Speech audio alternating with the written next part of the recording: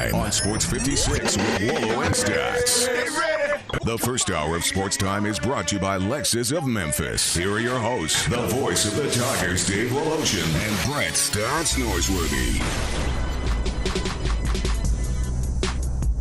Welcome in, everybody, on this October 4th, the day after the election.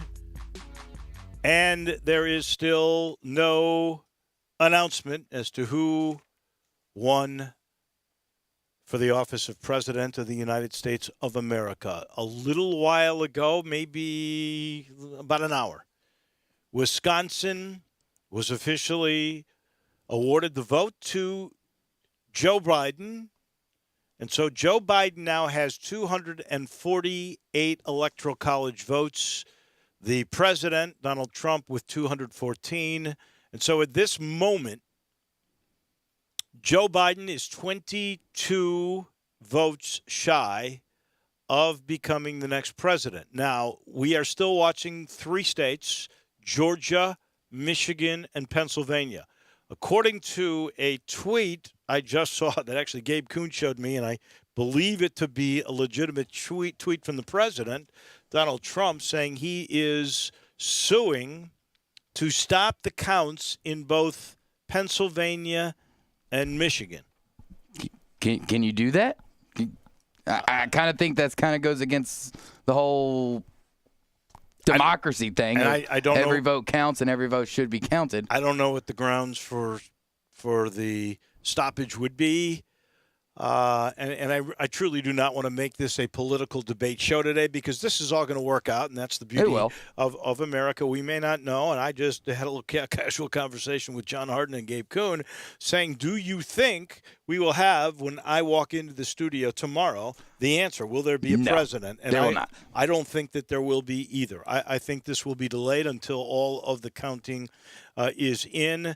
And, it's if you listen to the Democrats, they're going to tell you that Biden is the winner. If you listen to the Republicans, they're going to say either there's skullduggery going on or that Donald Trump will be the winner. We will have to wait and see. It is not going to happen today. I'm pretty certain of that. Yeah, I'm very certain of that. It's definitely not going to happen today, because we know for a lot of these battleground states that ballots that were postmarked as late as yesterday probably won't be opened and officially counted till Friday at the earliest, possibly even next Monday. So this is going to be lagged out, and while it makes Twitter very hard to read, especially trying to rely on Twitter for latest sports news of the day that the experts and everybody, all the insiders tweeting out, it's kind of hard to navigate Twitter and get to those type of sources. And while it gives me a headache, I'm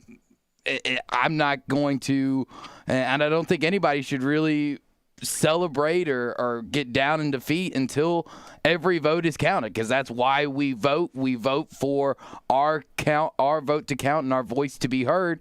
And until every vote is counted and it is finished, then we should probably just wait and try to be patient. But we know with where America is today that that's probably not going to be the case. I doubt there will be a lot of patience and a lot of just let's wait and see type of attitudes. Well, you really have no choice, in that matter. All you're going to be able to do is wait until every election commission has completely finished counting all of the votes.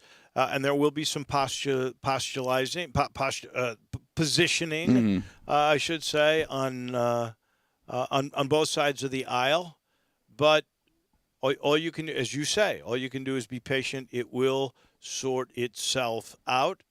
And if there is a new Democratic president, there is still a check with the Senate remaining majority Republican. And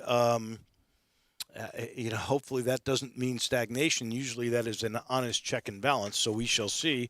Again, nothing is in concrete on anything at this moment, is particularly pertaining to the presidential race. We do know Wisconsin has officially gone to Biden, so the Electoral College votes now are at 248 to 214, and that Biden is 22 shy.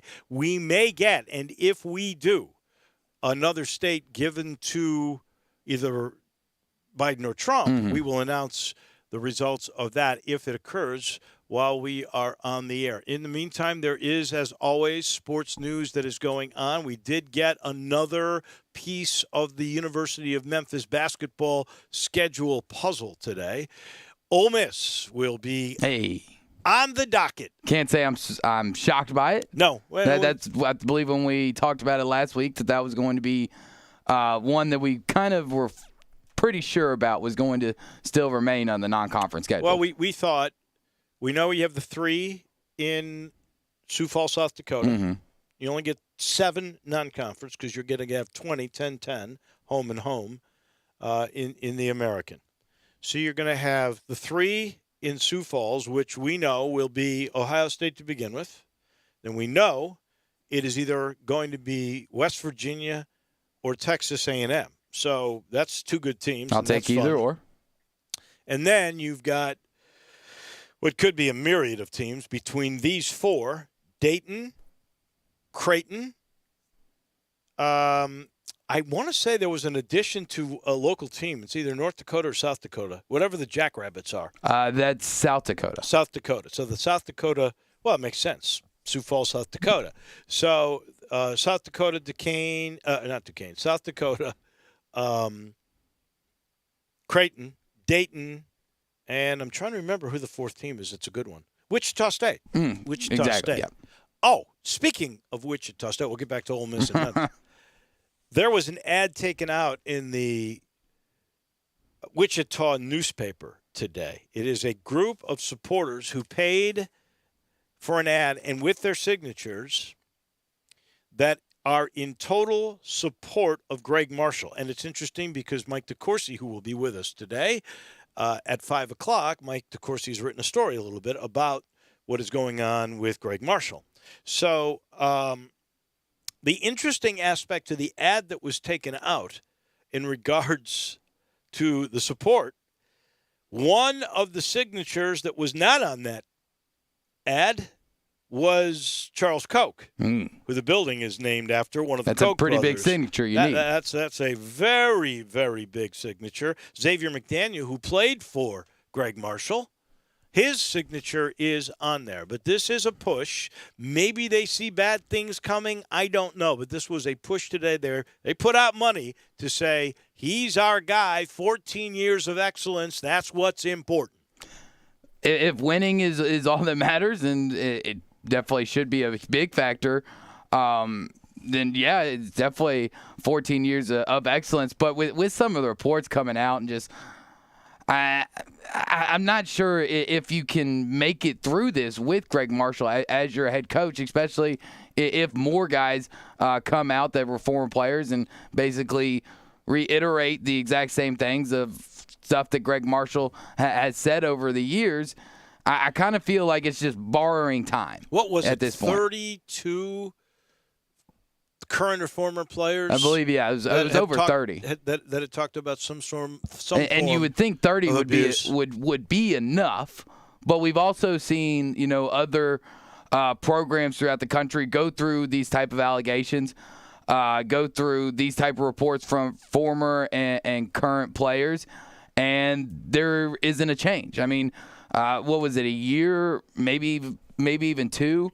That this type of report was coming out of the University of Memphis women's basketball program. And after a lengthy investigation, found that she had done nothing wrong. Maybe had pushed it a little too far, but not to the terms of being a fireable offense. So maybe after a long investigation, Greg Marshall will be able to save his job. But on face value, it doesn't look that good for him. Well, in all fairness, too, to Melissa McFerrin, when you bring her up in that context, there were like 3 people. It wasn't. Time. It wasn't as bad as this. It wasn't 30 plus. Yeah. It was just the first example that popped in my head of having allegations like this and an actual investigation taking place. And there were also I can't remember how many players who did come to Melissa's side and say, hey, I wasn't trying to throw Melissa McFerrin under the bus. It was just an example. No, but I'm just using this as a counterexample to say there was a lot of support. Other than Xavier McDaniel, how many players have come forth and said, hey, Greg Marshall was great to play for? I haven't seen a lot. I haven't seen that from Van Fleet, who's become a great player. The other kid that was great on that team, Baker, who just didn't make it in the NBA. I haven't seen any support from him. Those are the more current guys. And then you can go back to a lot of other really good players that he's had. And maybe because we're in Memphis, that might have surfaced in Wichita. Maybe I've missed it.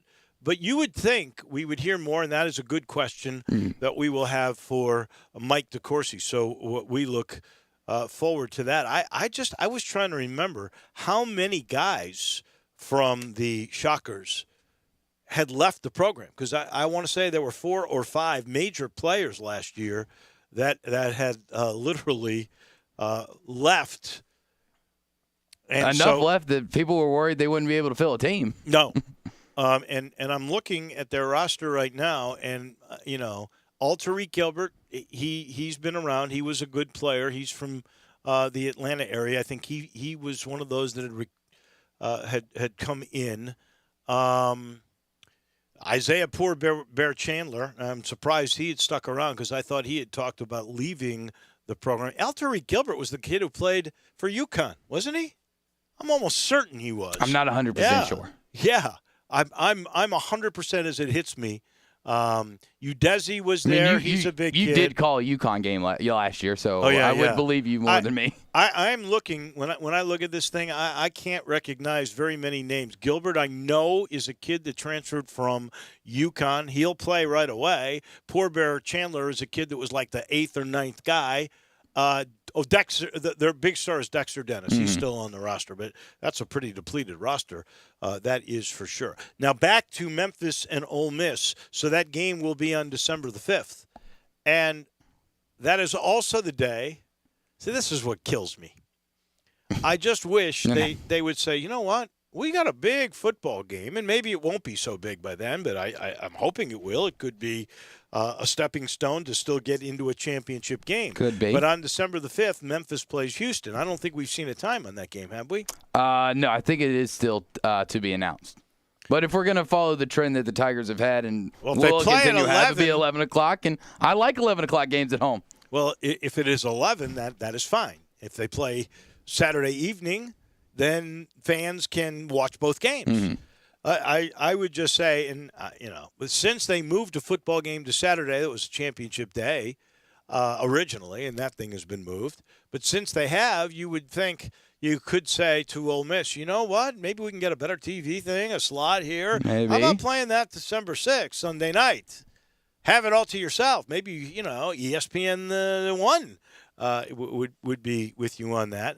I'm trying to think the NFL is playing at that time. Yeah, I was about to say. So that probably would be hard. But you would love to have the ability, I would think, to move that game. But this is Ole Miss's game, and they can make that call. It doesn't benefit them at all to move the game. No, I believe they'll be done playing at that point, won't they? For the Ole Miss Rebels, I don't believe they play the first week of December. That's a flex day too, so that just depends somewhat. They do. They have a game. They have a game at LSU. Yeah. Wow. So they're playing. They're at LSU, and of course that time hasn't been determined yet either. But both fans would have something to look forward to on a Sunday night with football games on a Saturday if they played the game as a standalone on Sunday. Well, for most fans, it's not like you're going to really have to get into the worries of how am I going to be at both games because we don't even know. We know what football attendance will probably be at. We'll probably still be at about the 10,000 here in Memphis and I believe 25% down in Oxford. Or actually, that game would be at LSU. So local fans wouldn't even have to worry unless they decided they want to travel to Baton Rouge. And we don't even know what attendance is going to look like in basketball yet. I've heard reports of 10%. That's kind of the number that they're trying to float out, try to figure out if they can do it. You know what? Because I believe Shelby County actually said that you could do 10% indoor events as well now. I have never heard, and I'm going to tell you, we will have the mayor of Memphis, Jim Strickland, on with us with Steve Earhart during our bowl and college football business segment at 5:30. So we look forward to listening to what Mayor Strickland has to say. And I don't think I've had the chance to really talk on the air with Steve Earhart since it was named that his game would be on December 31st, which is what they had hoped for all along. But the only thing I can remember that came from Shelby County's health department was that we were going from 12 feet spacing to 6, and that included inside. So if you're talking roughly the way it's worked out, you're getting about, 1/6 of the a little bit more than that, because, I mean, the Liberty Bowl, it's under 60,000 now, so you're getting 10.5, so a little bit. Yeah, but you didn't even have that last time. It depends on the groupings, too. I mean, if you have groups of 8, you can get more. If every group is 2 or 4, you're not going to get as many because you still have to have the group spacing. I do kind of remember, 16,000? And I do kind of remember them saying 1,600 with the spacing. So that does come to 10%, but I think the measurable that you attribute it to would be spacing as opposed to percentage. We'll have to find out, and maybe Jim Strickland can answer all of that for us. This hour of our show brought to you every day by Lexus of Memphis, 2600 Ridgeway, and online at lexusofmemphis.com. Give them a call at 901-362-8833. Lexus of Memphis offering the Golden Opportunity Fall Sales Event. Great offers on all 2020 models and always special lease options. If you ever thought I'd look great in a Lexus, well, guess what? Lexus of Memphis thinks you would look great in a Lexus, too. Drive in luxury and confidence knowing that every new Lexus comes with complimentary first and second maintenance services. Stop by today at the one and only Lexus dealership in Memphis at 2600 Ridgeway and put yourself in the driver's seat of an all-new 2020 flagship LS500. 2021's on the way, and you'll be looking and driving great. When you purchase a Lexus, you get top-of-the-line engineering and design, and they make for the luxury driving experience. 901-362-8833, online at lexusofmemphis.com. Experience amazing at Lexus of Memphis. Top story of the day. So the top story of the day could be, we heard a lot about basketball, that is for sure. That was very good news. We got this Ole Miss thing in. I don't know about the other 3. I'm suspecting one will be Auburn. One will be Georgia.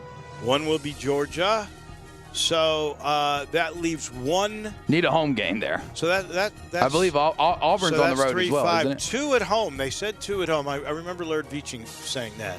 So that could be St. Louis could be in the mix. Murray State could be in the mix. But I do recall Laird saying something along. Also had a game I think scheduled with Arkansas State as well before this, right?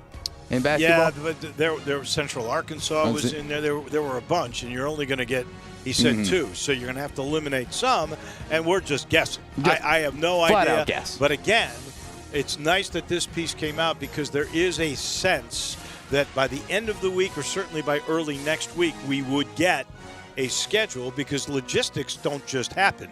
You have to have time to plan them. Good day for DJ Jeffries. This guy's second team all AAC conference. It was announced today by the folks from the Julius Irving Award, which is a honor for the player that is the best small forward in all of college basketball. So a good deal. He is on that watch list. So this has been a good preseason so far for DJ Jeffries. Second string all-conference, he got that with Landers Nolly. And then this one is a small forward amongst the nation's elite. And that only is really good for Penny, who continues to knock him dead with recruiting. But he goes, look, I mean, you come here, I got you for 1 year, and look what happened. DJ Jeffries, not only is all-conference, but hey, he's on a national watch list. Yeah, definitely good for DJ Jeffries and the Tigers. My top story of the day being reported by Woj about 36 minutes ago.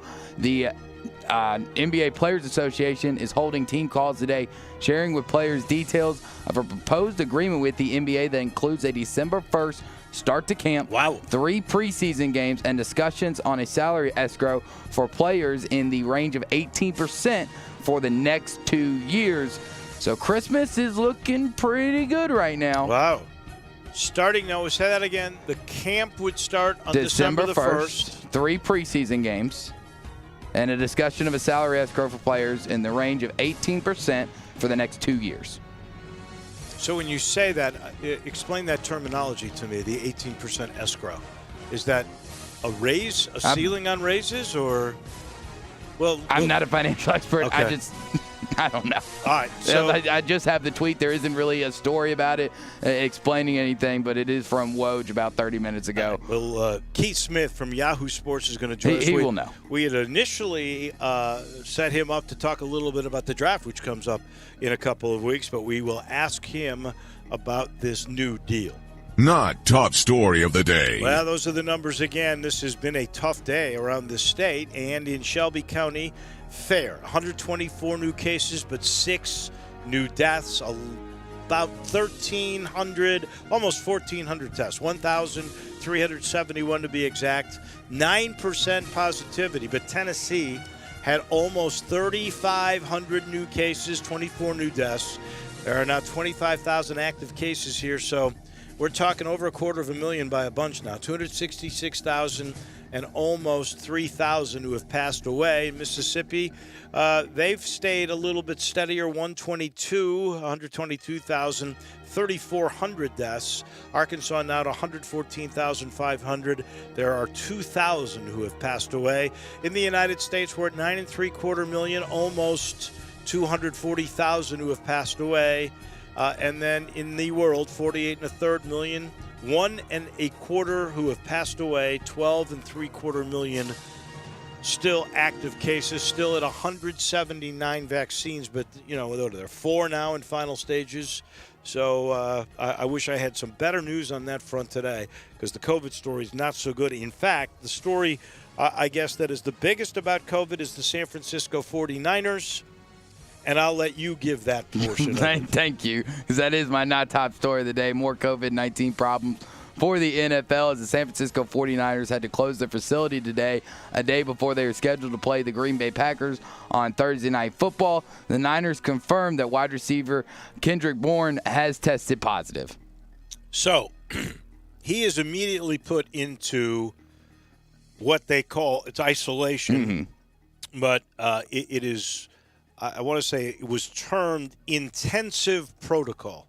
The worries for the league right now would be this isn't a few days you have to think about, till Sunday or Monday. They play the Green Bay Packers on this radio station tomorrow night at 7 o'clock.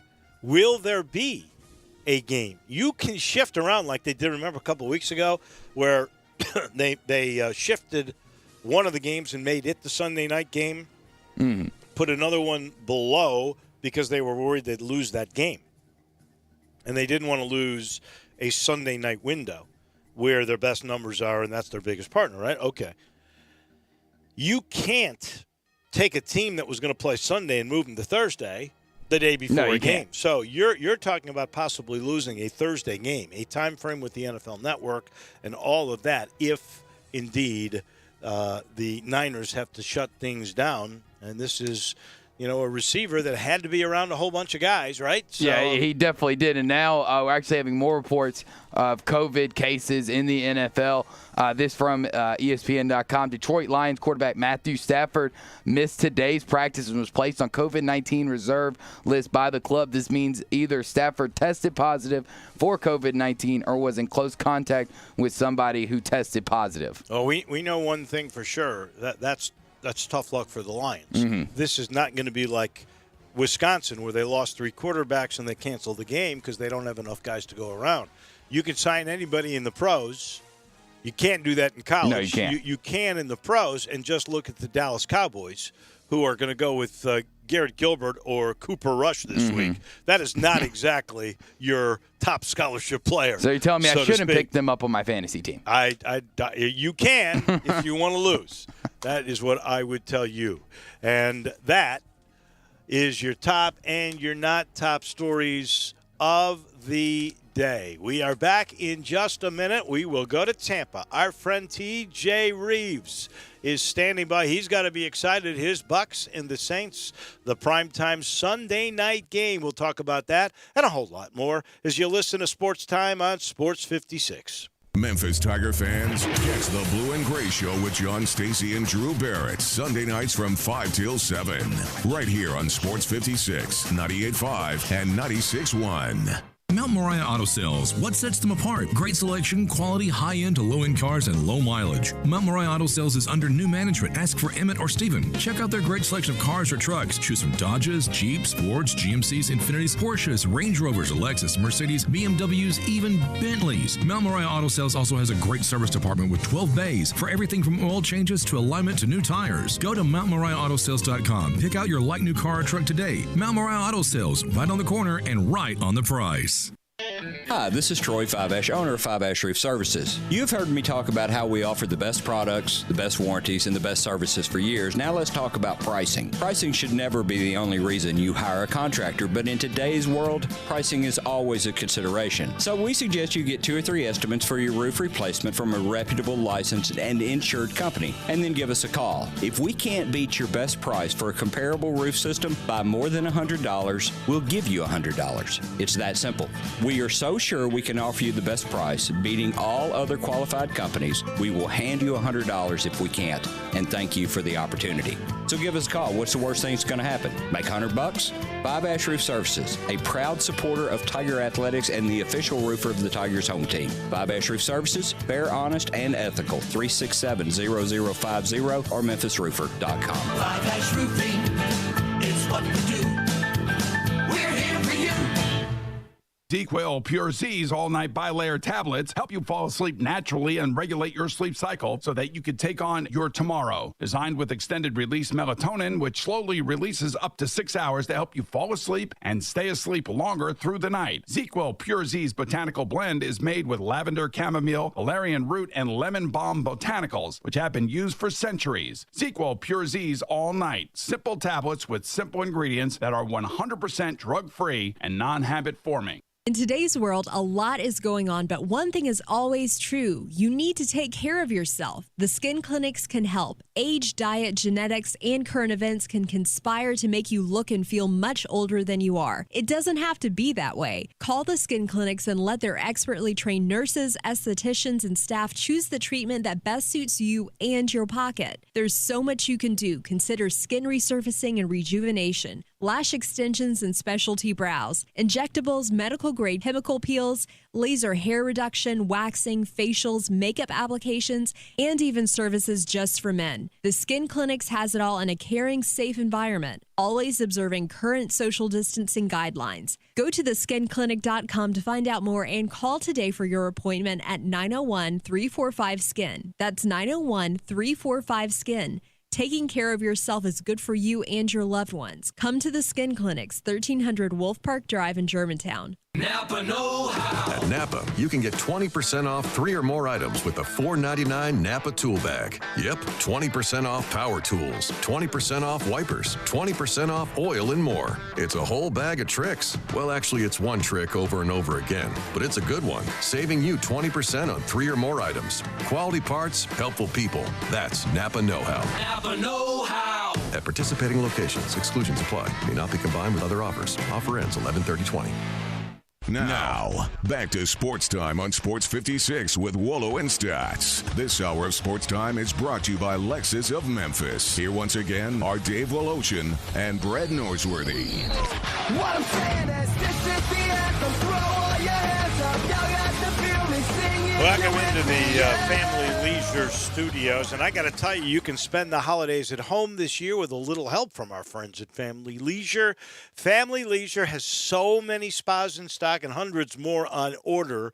So now, again, is the time to really save big. Huge savings on pool tables, game tables, arcades, massage chairs, and a whole bunch more. Buy a pool now and save the 2021 price increase. Plus, you get early installation scheduling.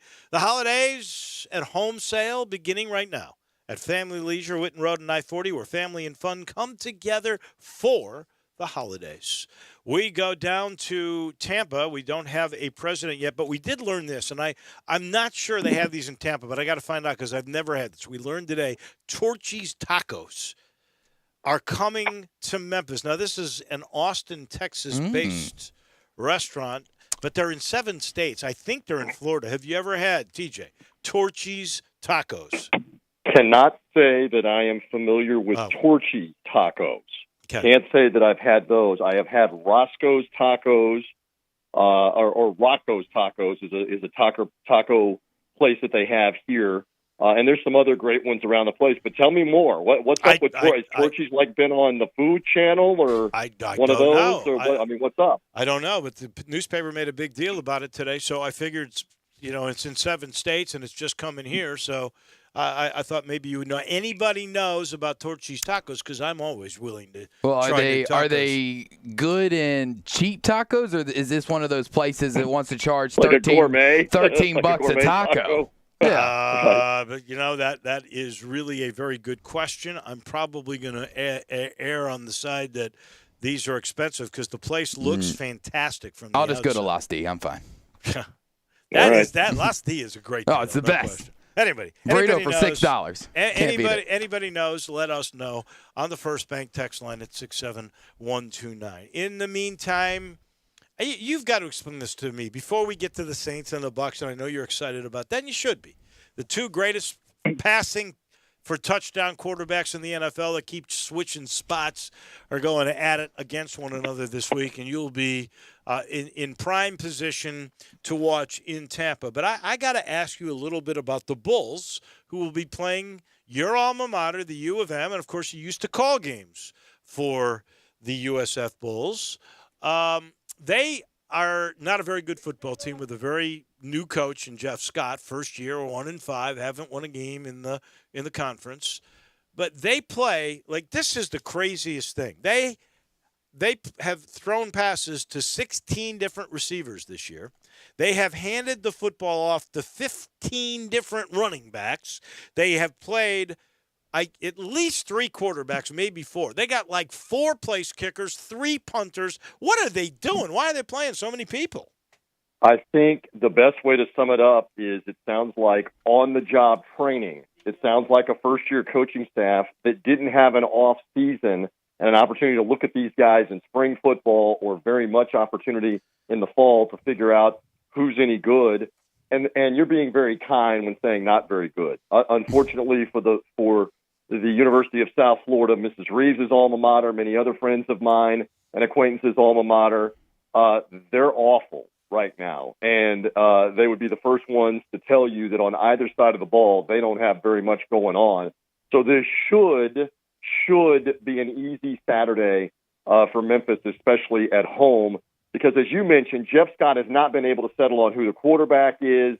It is just in disarray. And it's really it's two-pronged. It's a testament to the state that Charlie Strong left the program in as well, how poor a job he did really the last year and a half, which we talked about repeatedly on your show, that he was unhappy with everything, complaining to anyone privately that would listen, even publicly continued to blast on about the lack of facilities or the way they travel or where they stay on the road and blah, blah, blah, blah. And yet he's losing football games and not doing a job even adequately recruiting and rebuilding what he inherited back, 4 years ago now. And so Jeff Scott is now brought in as a first-time college head coach out of Clemson and is trying to pick up the pieces, again, in a circumstance where if you're a new coaching staff and you're already behind the 8 ball because you don't have a lot of players, you now don't have an opportunity to work with them the same way in the COVID-19 world. So you put those two things together and you get what you have, and USF is just going to have to take beating after beating, apparently, in this season, and it's basically a throwaway year. Wolo and Drew, it's basically you're going to have to start over in 2021. I think that's fair. If you were asked and hard-pressed to tell me who is the greatest USF coach, would it be Jim Leavitt? Is he the guy? Without hesitation, yes. The guy that started the program, and I know you're familiar with him because he used to come up and play in a golf tournament up there, and you interacted with him. And I know things did not end well with him and the previous regime, president and athletic director.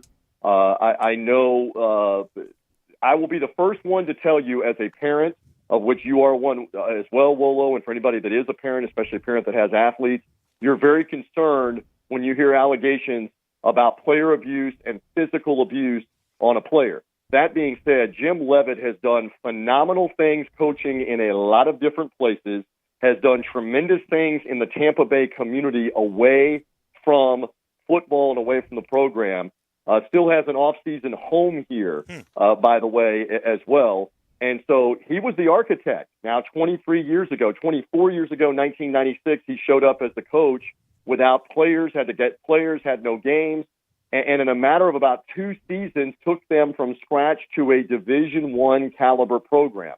Really, by 1999, they were already playing a mostly Division I schedule, and that was really unheard of to rocket that fast. For example, UCF in Orlando took over 10 years of playing what's now FCS or 1AA games before they tried it at 1A. And after Leavitt did what he did, then many others have followed the same blueprint and gone quickly and immediately to Division I, like Florida Atlantic, like Florida International, and all over the Southeast in particular. Programs began to crop up and following. And North Carolina Charlotte, which could, because they'd already had affiliation with many of those schools with hoops, could get into CUSA. So it made a lot more sense, because if you went into the FCS level, there's no way you can make money.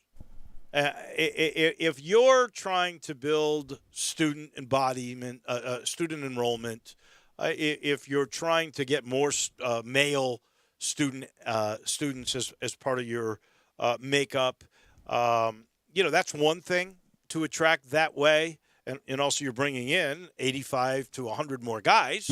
But if you go with the 65 or the 60 that you get at the FCS, there's no chance you can make money. If you hit it big, if you get into a decent conference that has any kind of television revenue, you've got a chance to make money. There's no chance if you go the other way. So it makes sense that they did what they did.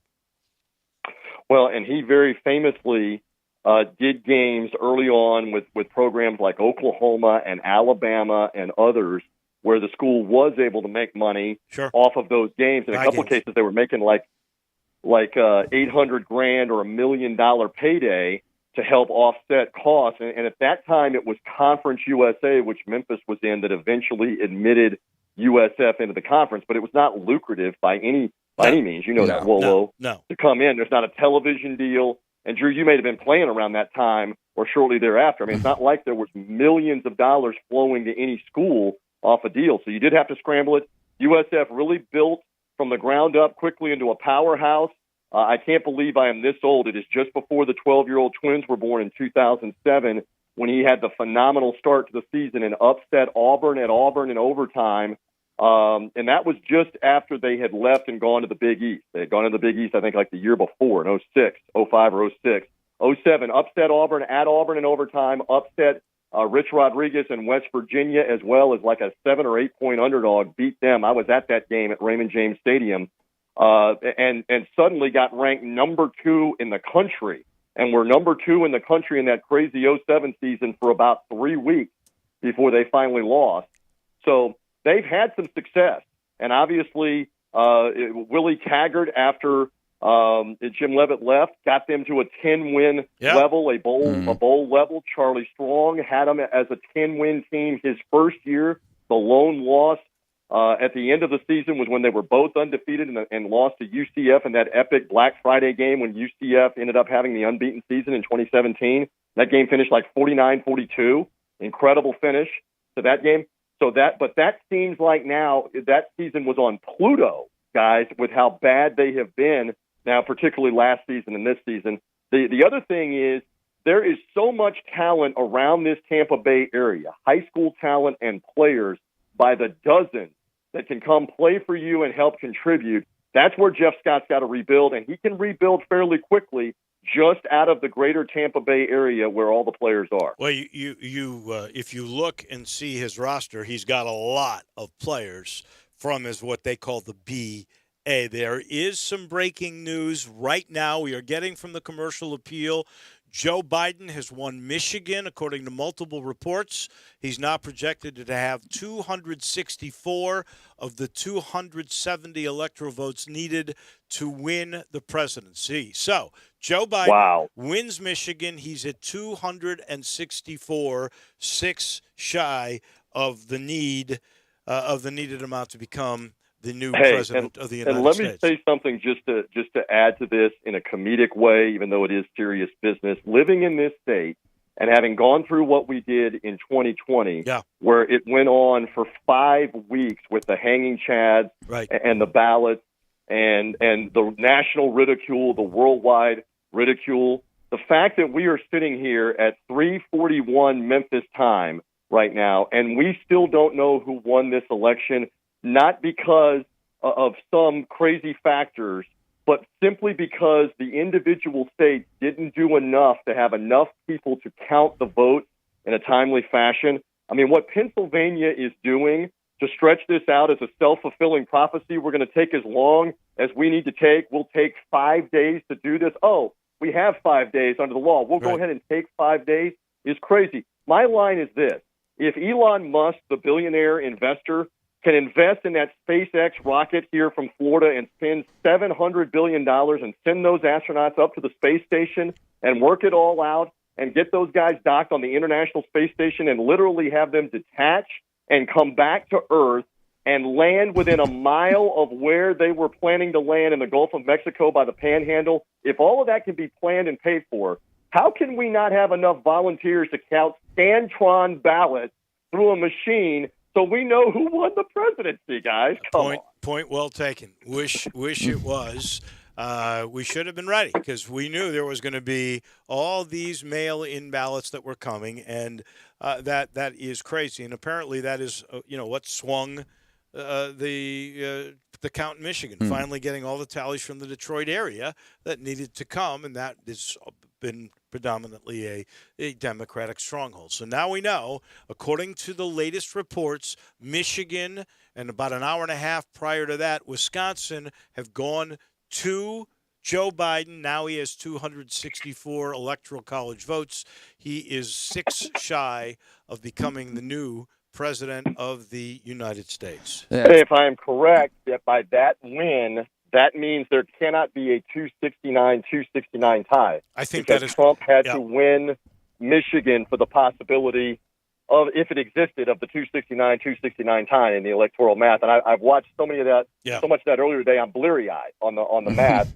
So we will take it a step at a time. Yeah, I'm with you, TJ. Now, with the 264 that Biden's at, he only needs the 6 from Nevada, and that equals right at 270.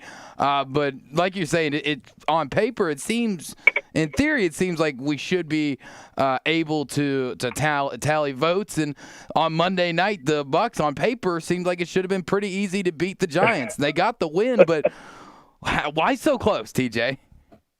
I think it can be chalked up to several things, depending on your opinion. Trap game, one-win team.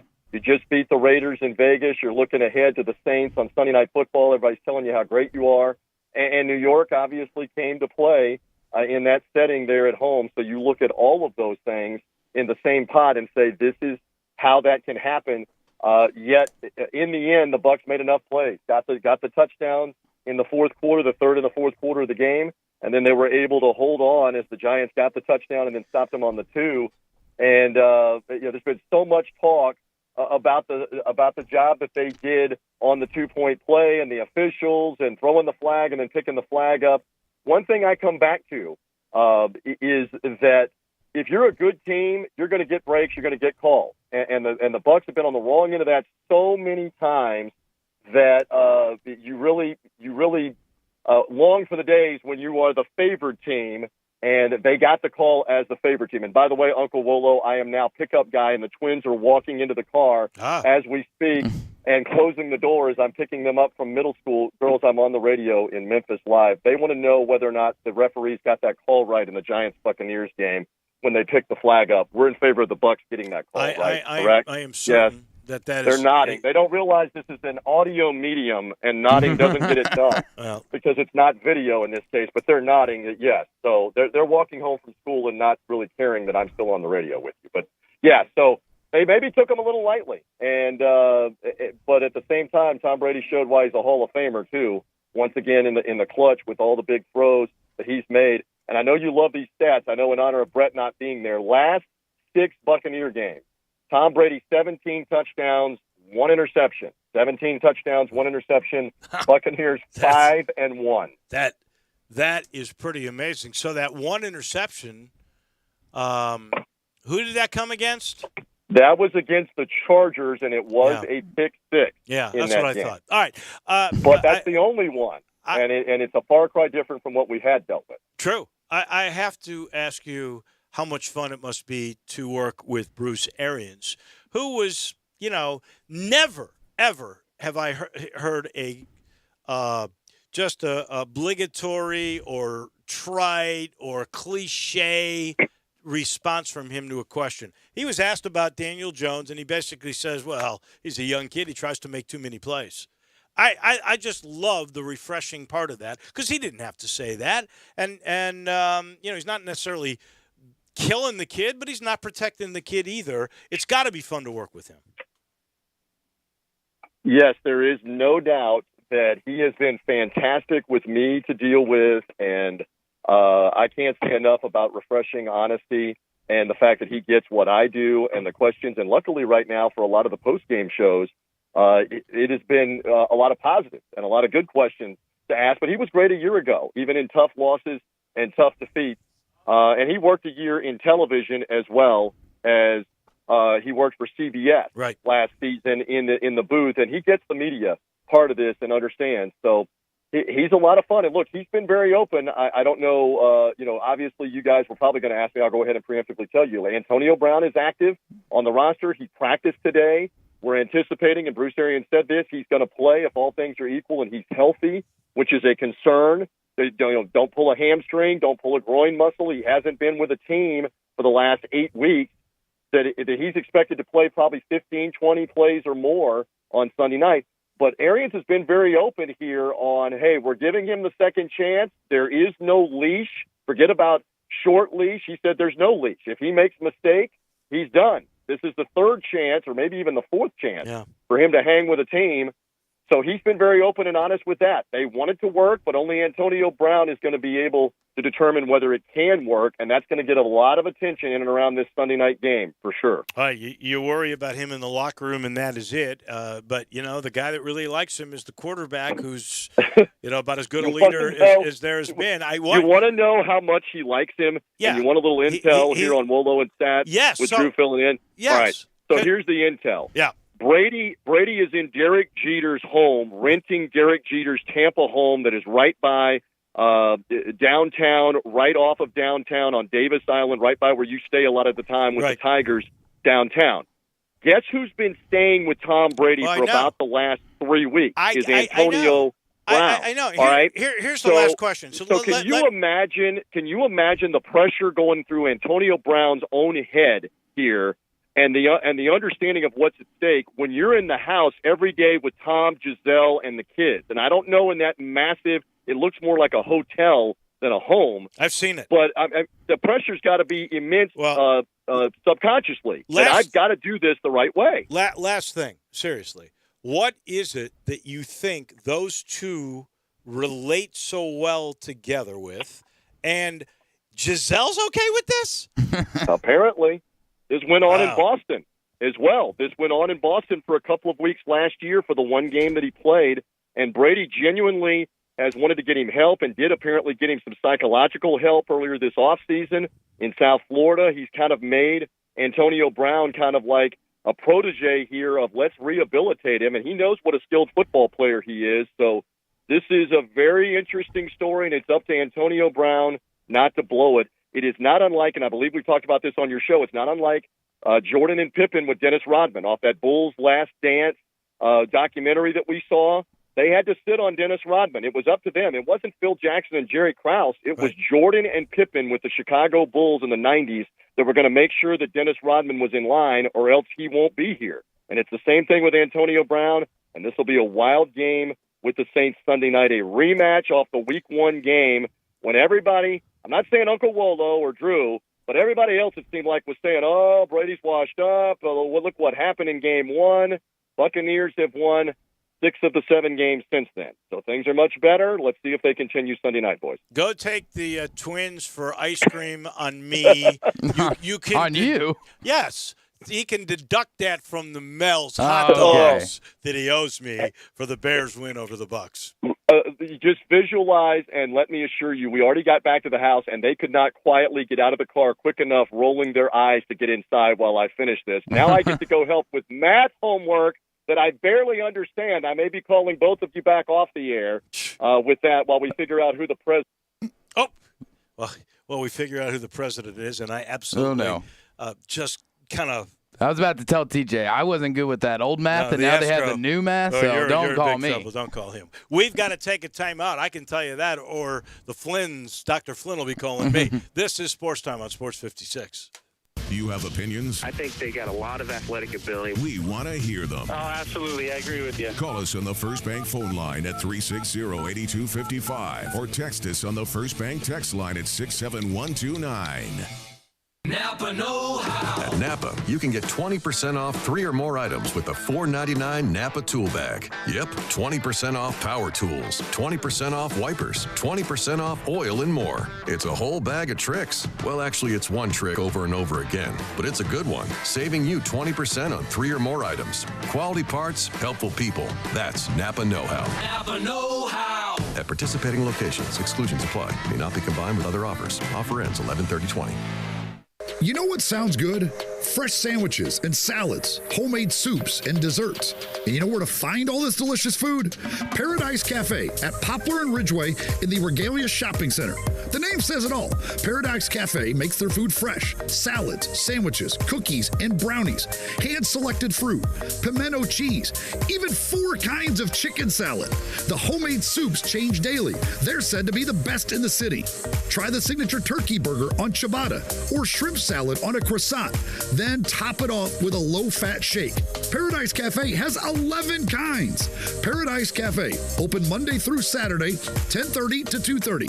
Observing current social distancing guidelines with patio seating. Curbside pickup and delivery are also available. Fresh and homemade for you. That's Paradise Cafe in the heart of East Memphis at Poplar and Ridgeway inside the Regalia Shopping Center. You know what sounds good? Paradise Cafe.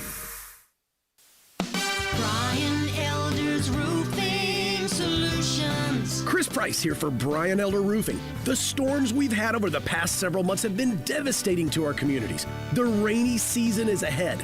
You may have not even noticed the dripping in your attic, water stains throughout your home, or even worse, mold and mildew. Please call Brian Elder Roofing and we will send out our project managers to assess any damage. We will not try to sell you a roof if all you need is a repair. We will measure your roof from outer space. 0% for 60 months, even no payments till 2022 are available with approved credit. If you've noticed missing shingles, water stains, leaks in your roof, call us before you call your insurance company at 867-0303. That's 867-0303, and we will provide a free, thorough inspection of your roof's condition. Call 867-0303. Brian Elder's Roofing Solutions. Charlie's management team is currently a team of 1. Yeah, I got a meeting, but you keep up the good work. Can you fix that display for me? Did Steve show up today? It's time to hire. I need Indeed. Indeed you do. The moment you sponsor a job on Indeed, you get a short list of quality candidates from our resume database. Indeed delivers 2.5 times more hires than the other branded job sites combined, according to Breezy HR 2019. Visit Indeed.com/credit and get a $75 credit for your first job post. Terms and conditions apply. Buy your next car or truck at Streamline Auto Smart. Your next smart decision. All credit welcome. Drive off in your new, low-mileage, pre-owned car or truck. From low-end cars to the most luxurious sports car. Ask about the 48-hour vehicle locator. Let Streamline Auto Smart do the looking for you. Close your deal within 1 hour. No waiting. It's quick and easy at Streamline Auto Smart. Your next smart decision. 2558 Mount Moriah. Call Streamline Auto Smart 901-235-8845. Your next smart decision. Now, back to Sports Time on Sports 56 with Wolo and Stats. This hour of Sports Time is brought to you by Lexus of Memphis. Here once again are Dave Woloshin and Brett Norsworthy.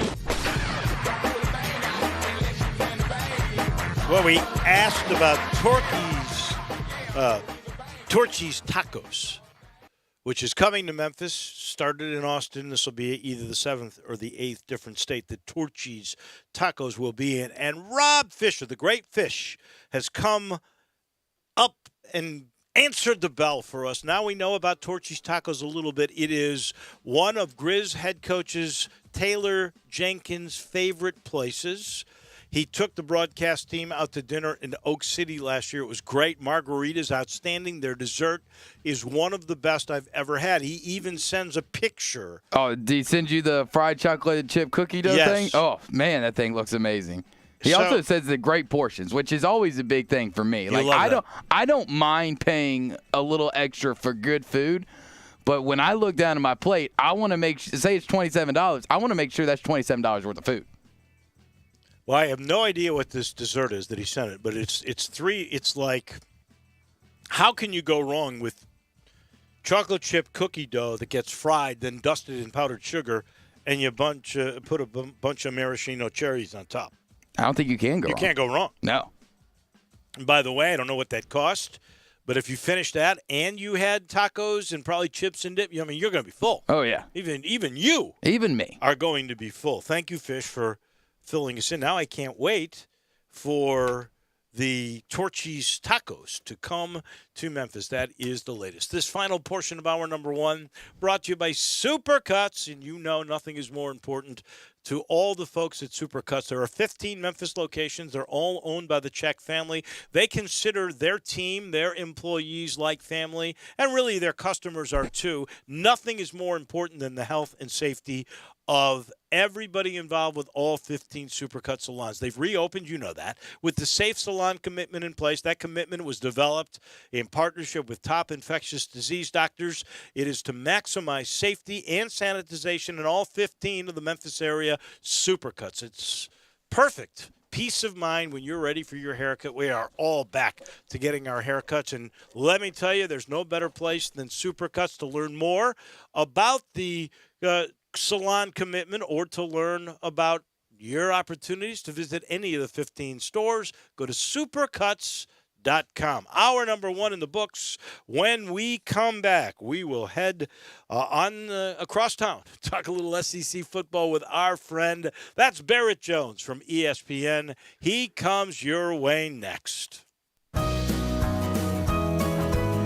Hey folks, I'm Jarrett Carter. My family recently purchased East Memphis Ace Hardware at Quince and White Station, and we're excited to offer the best selection of Big Green Egg and Traeger grills.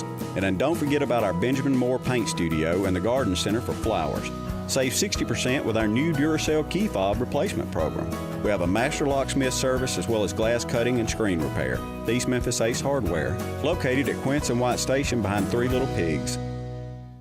When you visit Navy Liquor at 7866 Highway 51 in Millington, you'll be treated like family by friendly, knowledgeable staff. Select are your favorite bourbon, vodka, scotch, beer, tequila, gin, and rum, as well as wines from all over the world. An amazing selection of sakis, too. Coldest beer in town. Beer kegs are available. Any beer, any wine, any liquor. You got the Navy Liquor hookup. Come see us, holiday or any other occasion. Navy Liquor, corner of Highway 51 and Navy Road in Millington.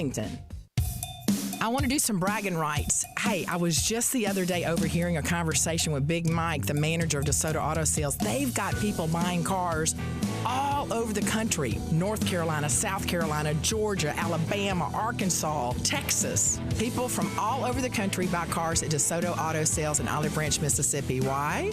DeSoto Auto Sales has the most stringent car inspection in America. They get it right the first time. Quality and low mileage. Factory warranty on most vehicles. My favorite part is the people who work there. Big Mike, all the employees are professional, friendly, and go that extra mile. Expect as you walk in the door, you're treated like family. DeSoto Auto Sales understands your time matters. We can help you find your dream car and get all the paperwork finished in less than an hour. Come see us at DeSoto Auto Sales and be part of our family. Have a great buying experience every time. 662-890-7184.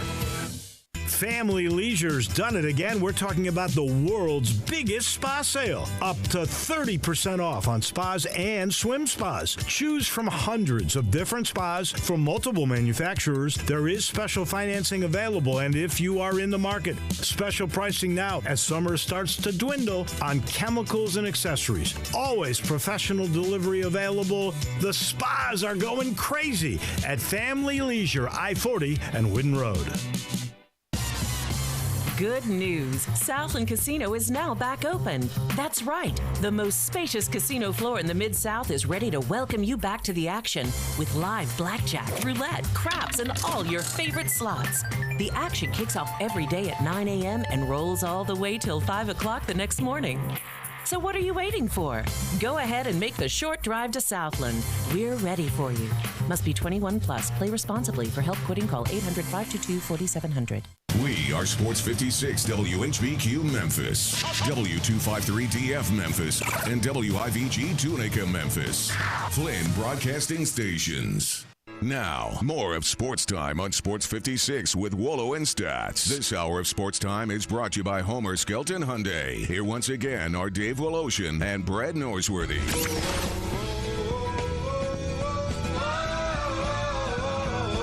Welcome in hour number 2 on the day after Election Day, Wednesday, November the 4th. So glad to have you with us. It is just about as beautiful a day in the beginning of November as you possibly could have.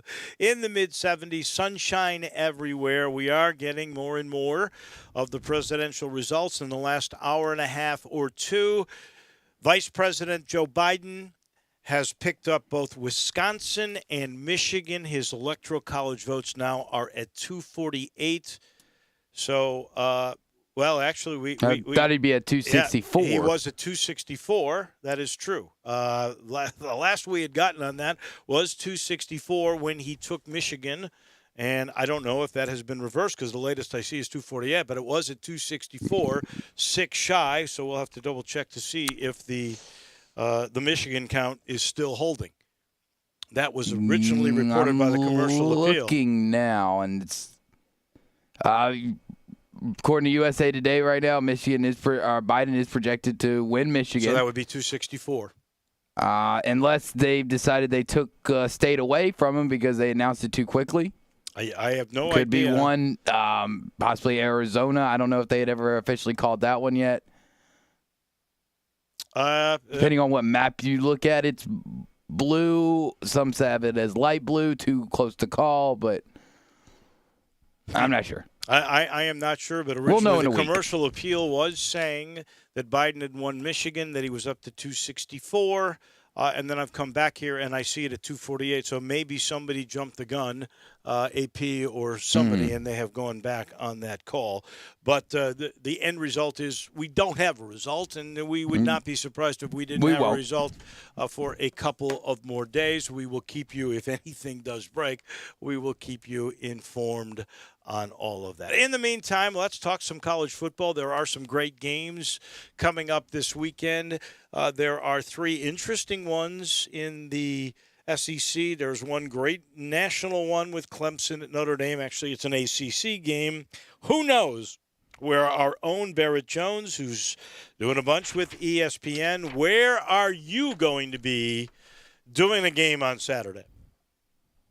Well, what's up, guys? Thanks for having me on.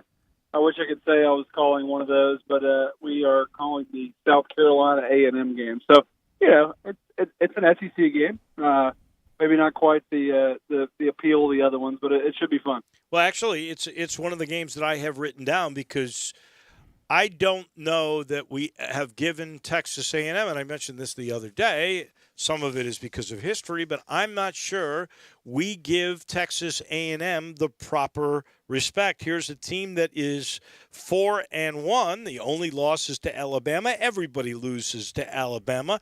They've knocked off Florida. They've looked pretty good against the team that's coming on in Arkansas. Why don't we give enough props to the Aggies?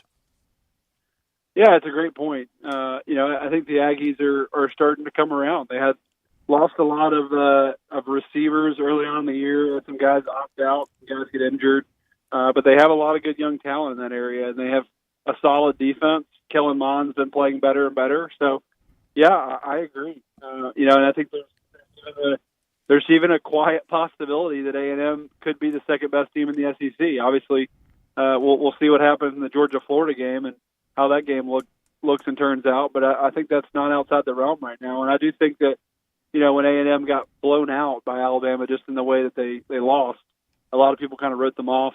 But certainly they've bounced back, and they've looked really a lot better the last few weeks. So I absolutely think that we should reconsider our quick judgment on A&M. I want to, especially since I was one of the people that did pick A&M to finish this season at like 7-3 or 8-2. I can't exactly remember. But for me, this game just feels like it's set up for A&M to do A&M type of things, and South Carolina to kind of do what they did to Georgia last year. Possibly. Look, South Carolina, they beat Auburn a few weeks ago, which Auburn. But if you want, you can play these games all day, right? And they're very confusing. So you can, in a very small version of that, you could say that South Carolina beat Auburn. Auburn killed LSU, and LSU killed South Carolina. So I don't know what all that means. It's hard to read the tea leaves sometimes. I think what it means is that, especially with 10 straight weeks of SEC play, maybe with the exception of Alabama this year, anyone could beat anyone if you don't have your A game. So I absolutely think it could end up being a pretty good contest. I think if there's anything consistent about South Carolina since Will Muschamp arrived, it is that they are inconsistent. That is the one team in the SEC that I never seem to have a feel for. Every time I think they've turned the corner, they're terrible. I just don't get it. Well, they have struggled this year a little bit, and I don't think they're getting as much as they want to get out of their quarterback play. I think a lot of people expected to see Ryan Alinsky out there and actually got beat out, by a guy who came from Colorado State, has torn his ACL 3 times, and has just been okay. So, yeah, I do think, South Carolina, probably the best part of their game, they have 2 really good corners, maybe the best cornerback tandem in the SEC, and Israel Mukuamu and J.C. Horn. So I think that can make it challenging against other teams' passing games. The middle of the defense leaves a little bit to be desired, but they do have some good players on the outside, and that's exactly what got Georgia in trouble last year, as you mentioned, was Israel Mukuamu, one of the corners I just mentioned, had 3 interceptions because South Carolina didn't really move the ball much offensively. They just had those 3 interceptions, and that's kind of what led them to win the game. Barrett, moving over to obviously the definitely best team in the SEC West in Alabama. In your opinion, and while right now I think he's either first or second favorite, according to Vegas, to win the Heisman, do you think Mac Jones is a legit Heisman candidate and has a shot at winning? Oh, absolutely. I certainly do. Look, I think a lot of people at the beginning of last year would have laughed at the idea of Joe Burrow, winning the Heisman Trophy and being the number 1 overall pick. Mm-hmm. And I'm not ready to say that Mac Jones is going to do either of those things, but I don't think it's outside the realm. Honestly, it's a very similar situation in a lot of ways to Joe Burrow. Just with a guy who was, I'm not going to say unheralded, but maybe just like medium heralded, if that makes sense. Talked about, but I think everyone just expected that he would be okay. And in fact, a lot of Alabama fans and what I'll classify as message board warriors kind of thought that Bryce Young, this 5-star freshman quarterback, would come in and start over Mac Jones, and that certainly didn't happen. And Mac Jones, look, he's been incredible. I get that he has a lot of talent around him, but the guy is leading the nation in efficiency by a wide margin. I looked at quarterback ratings the other day in the SEC, and by the way, someone needs to fix quarterback ratings. Like, who knows what the numbers mean? They're just like a vague number out of thin air. Yeah. But his is like 210, and the next guy is like 150. So it's not even close to the fact that he's been the most efficient quarterback in the SEC. And again, I get that he's got great players around him, but he's throwing the ball downfield so well. He's pushed it downfield a lot, and yet still he's completing 79% of his passes. So he's having a season that is honestly somehow even still below the radar,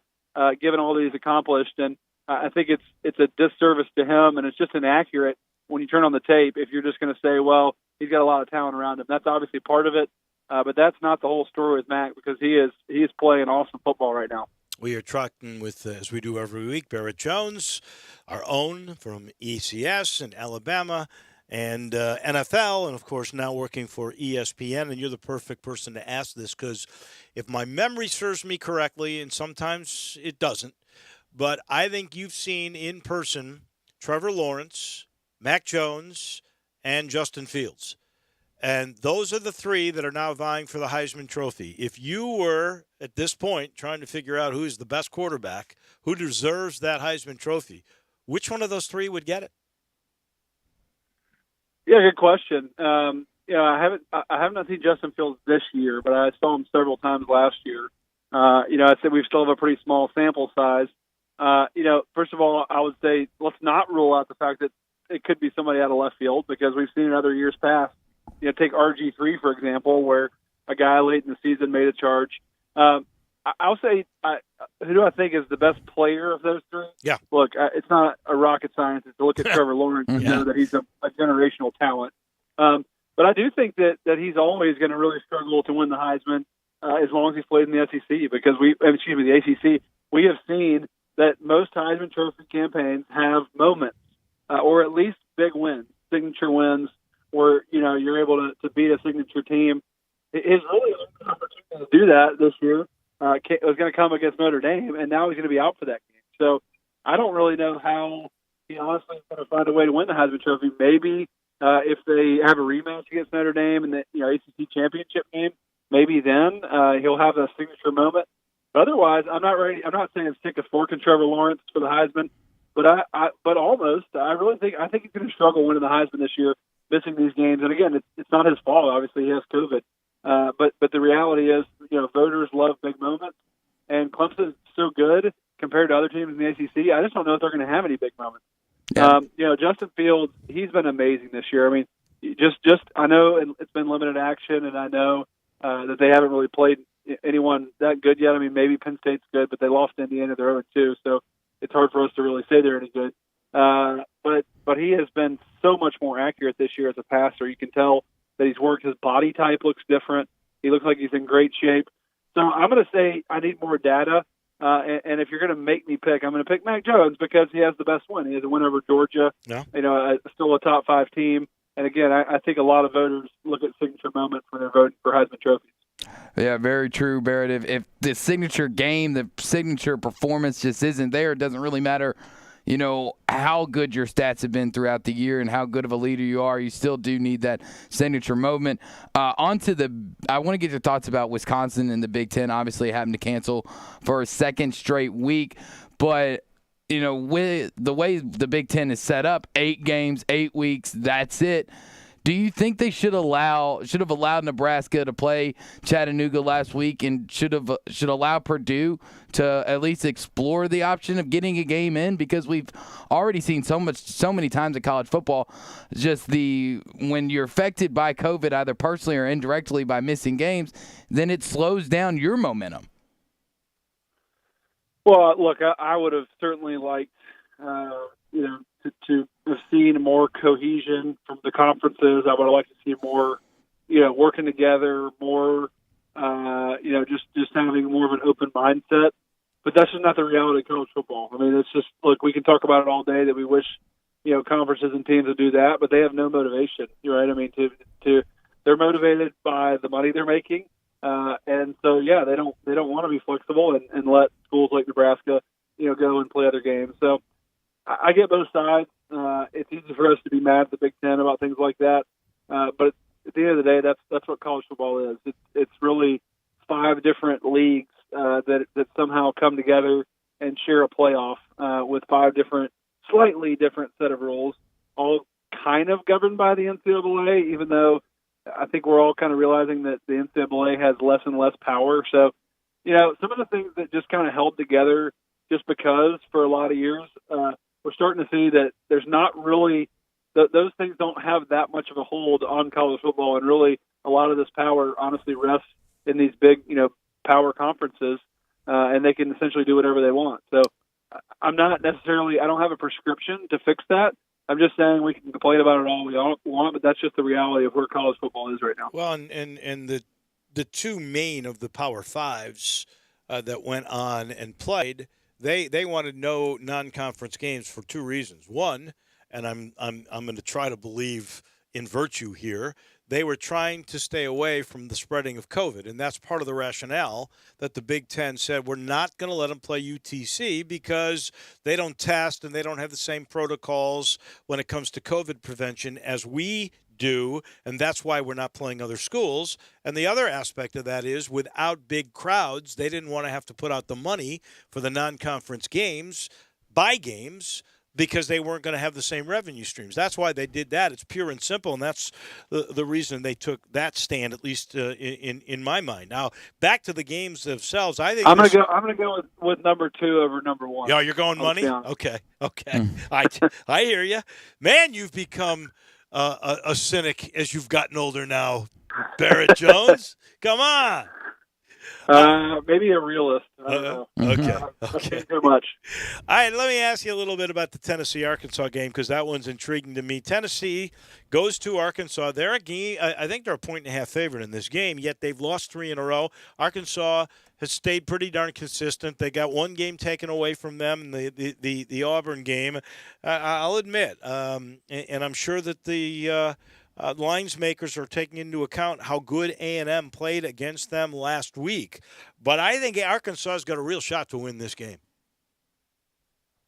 Oh, absolutely. Look, Arkansas, I mean, they've been a tough out for anyone they've played. I mean, you got to give a ton of credit to Sam Pittman. You got to give a ton of credit to Barry Odom.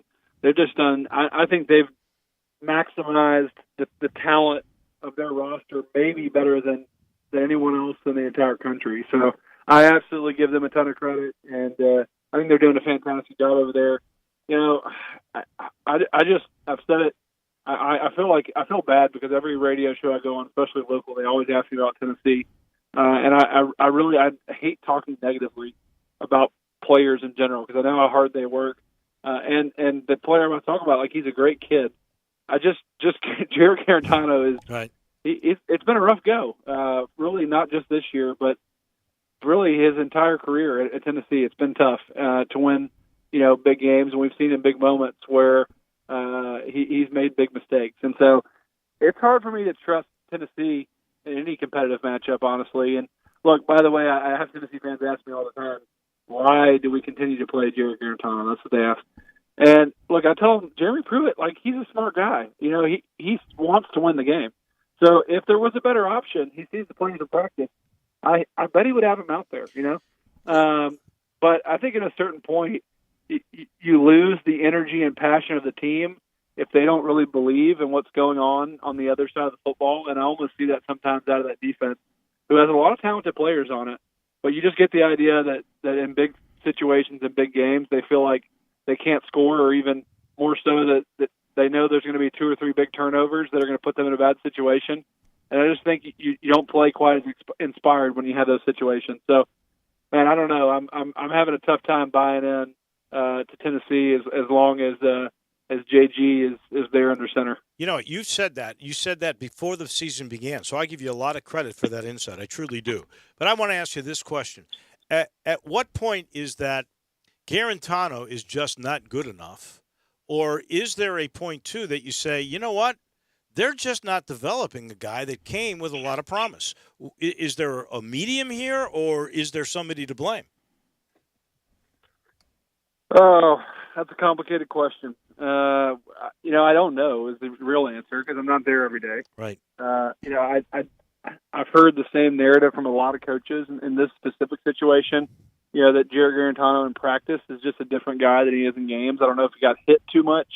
And obviously this is a guy that Jeremy Pruitt inherited, right, from Butch Jones. And so I'm sure that if you're a Tennessee fan that's been around for a long time, you would say, well, Butch Jones really is the guy who has this guy snake bitten, because there is, a certain sense of, you can almost see it in his face, just the delayed, slow decision-making process. And in football, especially the cornerback position, if you have a delayed decision-making process, you're dead, and you're going to have a lot of turnovers, and you have to be able to instinctively get the ball out of your hands very quickly when you see the read that you're supposed to see. And so that's just always been a weakness for him, to get the ball out of his hands quickly.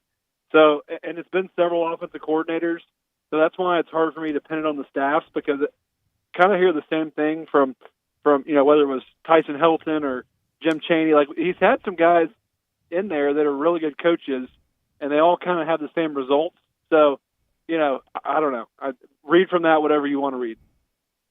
Yeah, I've heard that thing about the practice thing all the time, and it just doesn't seem – I don't understand why it doesn't translate a little bit better for Garantano.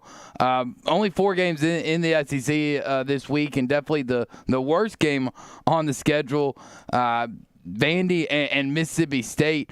Why – I mean, obviously we know first year of the Pirate down in state, but – why does Vandy still not seem that Derek Mason just can't seem to get anything going? I mean, it just always feels like that he'll start the season off, have somewhat of a good game like he did against A&M, and then it goes straight back to Vandy. Well, look, I mean, I could dance around this answer, or I could give you the real answer. I mean, the real answer is hard to get players at Vanderbilt, and it's the university itself is not that committed to winning. I mean, look, I'm not being critical of Vanderbilt. I'm just, football-wise, they have not poured the same kind of money and resources that other schools have. I mean, and that's fine. I get that they are a different type of institution, really, than the other, or at least maybe they would say. And I think they have some differences than the other, 13-member schools of the SEC. And that's just not their primary goal out there. And so, look, I don't know why we're ever going to expect anything different until there's really kind of a new wave of administration that decides, hey, we want to put a bunch of money into football. It takes money to win. We've seen that. I mean, there's blips on the radar screen, but generally you look at the money spent by the programs that are winning, it's pretty consistent. I mean, teams that pour, $30, $40, $50 million in their program every year, those are the teams that win. And I get that that's a self-fulfilling prophecy, because obviously you have to win to be able to spend that kind of money. But you have to at some point make the commitment to do it. So, look, I'm not criticizing Vanderbilt. I'm just saying I've been to all 14 schools. Actually, that's not true. I have not been to A&M before, so I need to correct that. I've been to 13 of the 14, but I know A&M is they're spending plenty of money. Oh, yeah. They just spent $500 million on a stadium. Believe me, they put money in the program. So they check that box. But I've been to 13 of the other 14 schools, and I'm just telling you, there's a difference when you go to Vandy. It's just not the same kind of deal. It's not that it's not nice. It's just not on the same scale as the other schools. So, yeah, I don't think it should surprise us. 2 teams that do spend a lot of money and are the best in the East, Georgia, Florida, on a neutral like they are every year in Jacksonville for probably the leg up on going to Atlanta for the championship game. How do you see this matchup, Barrett Jones? I can't wait for this game. It's going to be awesome. I'm going to be locked in. My game's at night, so I'm probably going to watch most of this game. It's, lately in football, I've learned a lesson that when you're not sure who's going to win, you pick the team with the better quarterback, because that just seems to be the way of college football right now, that it's become so quarterback dependent. And so if you're going to make me pick, I'm going to pick Kyle Trask. I mean, Stetson Bennett, it's a great story, but the reality is he's an average quarterback.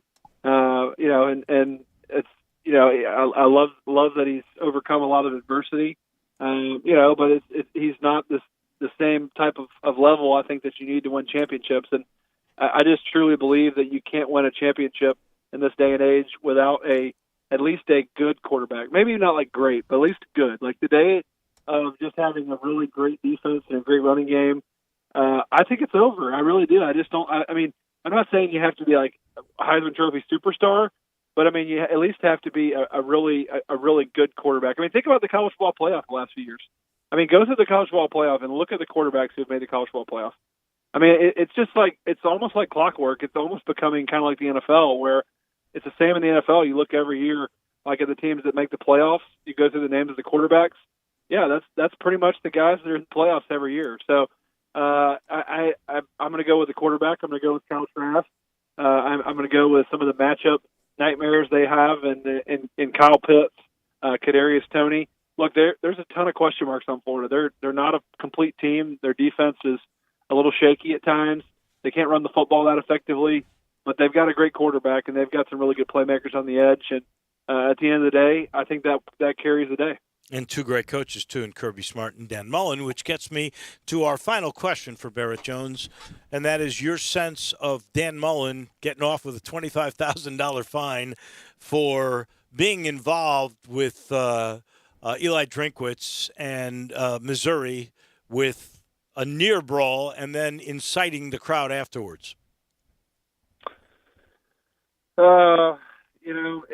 Look, first of all, let me just say from an offensive lineman perspective, I a little bit. I mean, I get, even though I don't necessarily think it was a dirty hit. Yeah. I mean, when you have a quarterback who's that good, you don't like him getting hit. And so if that had happened to my quarterback, I'm not saying I would have started an all-out brawl, but I certainly would have had some words with whoever hit him. And so I get that part of it. It's just, I honestly, I kind of like the way they handled it. I mean, I know if you're not a Florida fan, you probably don't, but I think that it's just kind of part of the game a little bit. It's almost like a little bit of a baseball unwritten rule thing, where when you hit the quarterback, you just kind of expect. Now, you don't obviously normally see the coach get that fired up about it, but Dan Mullen's a passionate guy, so I didn't hate it. I didn't. I know a lot of people like to hate on Dan Mullen, and all my Ole Miss friends tell me how awful he is and everything. But the guy's a pretty good coach, and so you can say what you want, but I generally, when it's a moment of passion like that, and you're out there defending your guy, I don't mind the leniency, honestly. He is Barrett Jones. He's no question Dan Mullins is a great coach. You're a terrific announcer. We thank you for being with us every week. We'll chat with you again next Wednesday. Always fun. Thanks, guys. Thanks, Barrett. That is Barrett Jones, and he's brought to you by our title sponsor. You know by now, that is Homer Skelton Hyundai. I'm actually going to go to lunch next Monday with Chris True and all the gang. They've got a new person involved with Genesis product, and I cannot wait to chat with him. The 2021 models have arrived, the G70s, the G90s, and I'm hoping to see a Genesis SUV on the lot because they're coming, and this is a vehicle that has been talked about now for about the last 2 years. You know how good Genesis is, and this is their very first SUV. It will be special. It'll be special like the Santa Fe, or it'll be special like my Sonata with so much technology in it that can literally park the car outside the car using my key fob. Come on. It's crazy. But it's true, and all that technology is making these cars so safe. I hit a button, I can't go into the next lane if there is a car there. That's how beautiful it is. And you should know by now, but Hyundai tied for the most number of top safety pick vehicles in all of 2020. And they're so good, too, that you get a limited lifetime powertrain warranty on every new vehicle. That's how durable they are. 10 years, 100,000 miles. And on every Hyundai and Genesis, they're throwing in a 3-year, 36,000-mile maintenance package. Please, go see for yourself why these guys who've been together for 13 or 14 years now, why they have raised the bar for the way car business should be done. Get on Lamar, get into Mississippi, Craft Road is exit 1, turn left, and see them all at Homer Skelton Hyundai and Genesis of Olive Branch. We will update you on the election, and Drew's got some Tiger basketball news. That all comes your way in just a second. Listen online anywhere, anytime at sports56whbq.com.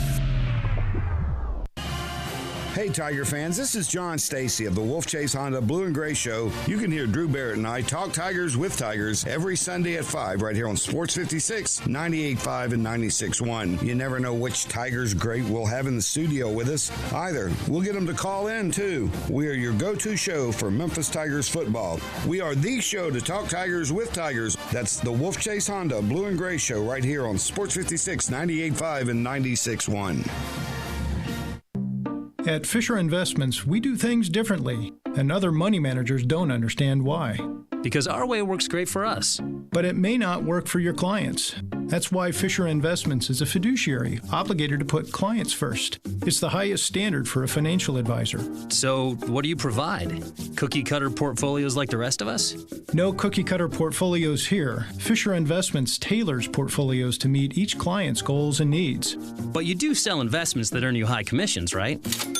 And make commissions when you make trades for your clients?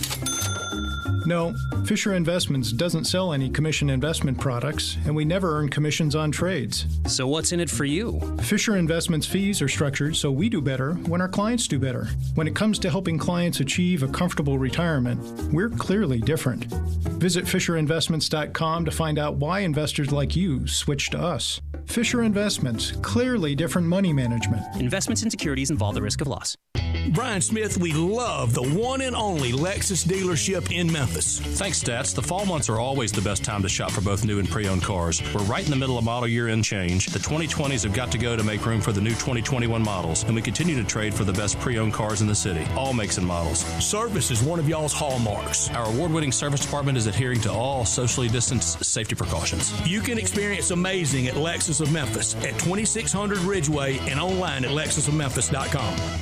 I'm here with the great Pat Donahue from the Rendezvous Restaurant Shipping Department. Thanks, Brett. We've been shipping our ribs all over the country now for decades from our USDA-inspected shipping kitchen in the Pinch District. We hand-cook our ribs in pits that Mr. Charlie built over charcoal, just like they do at the restaurant. So what comes in a rib box? We could do pork shoulder, we could do ribs, our sauce, seasoning, baked beans, coleslaw. We'll even throw in Pancho's cheese dip with our nacho boxes. We also put a bag of Rendezvous seasoned popcorn, heating instructions, some chef hats, some wet naps, and some other helpful tips from our kitchen. We ship our ribs overnight, exclusively FedEx. And we put them in nice packaging. We don't ever want to use styrofoam, so we use corrugated cardboard, actually 2 boxes that fit nice together, so the ribs get to you, your loved ones, or your clients in a safe, wholesome manner. Rendezvous ribs are perfect for out-of-town clients, customers, loved ones. We also ship ribs for any occasion. Where do we order these great ribs? You can go to www.hogsfly.com or give us a call at 1-888-464-7359. Charlie Burgos' Rendezvous Restaurant in the alley since 1948.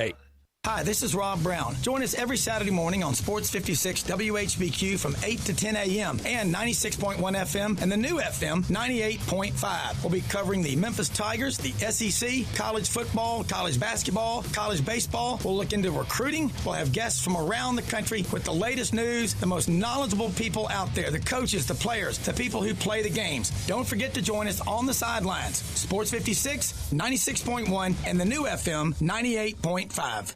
Now, more of Sports Time on Sports 56 with Wolo and Stats. This hour of Sports Time is brought to you by Homer Skelton Hyundai. Here once again are Dave Woloshin and Brad Norsworthy.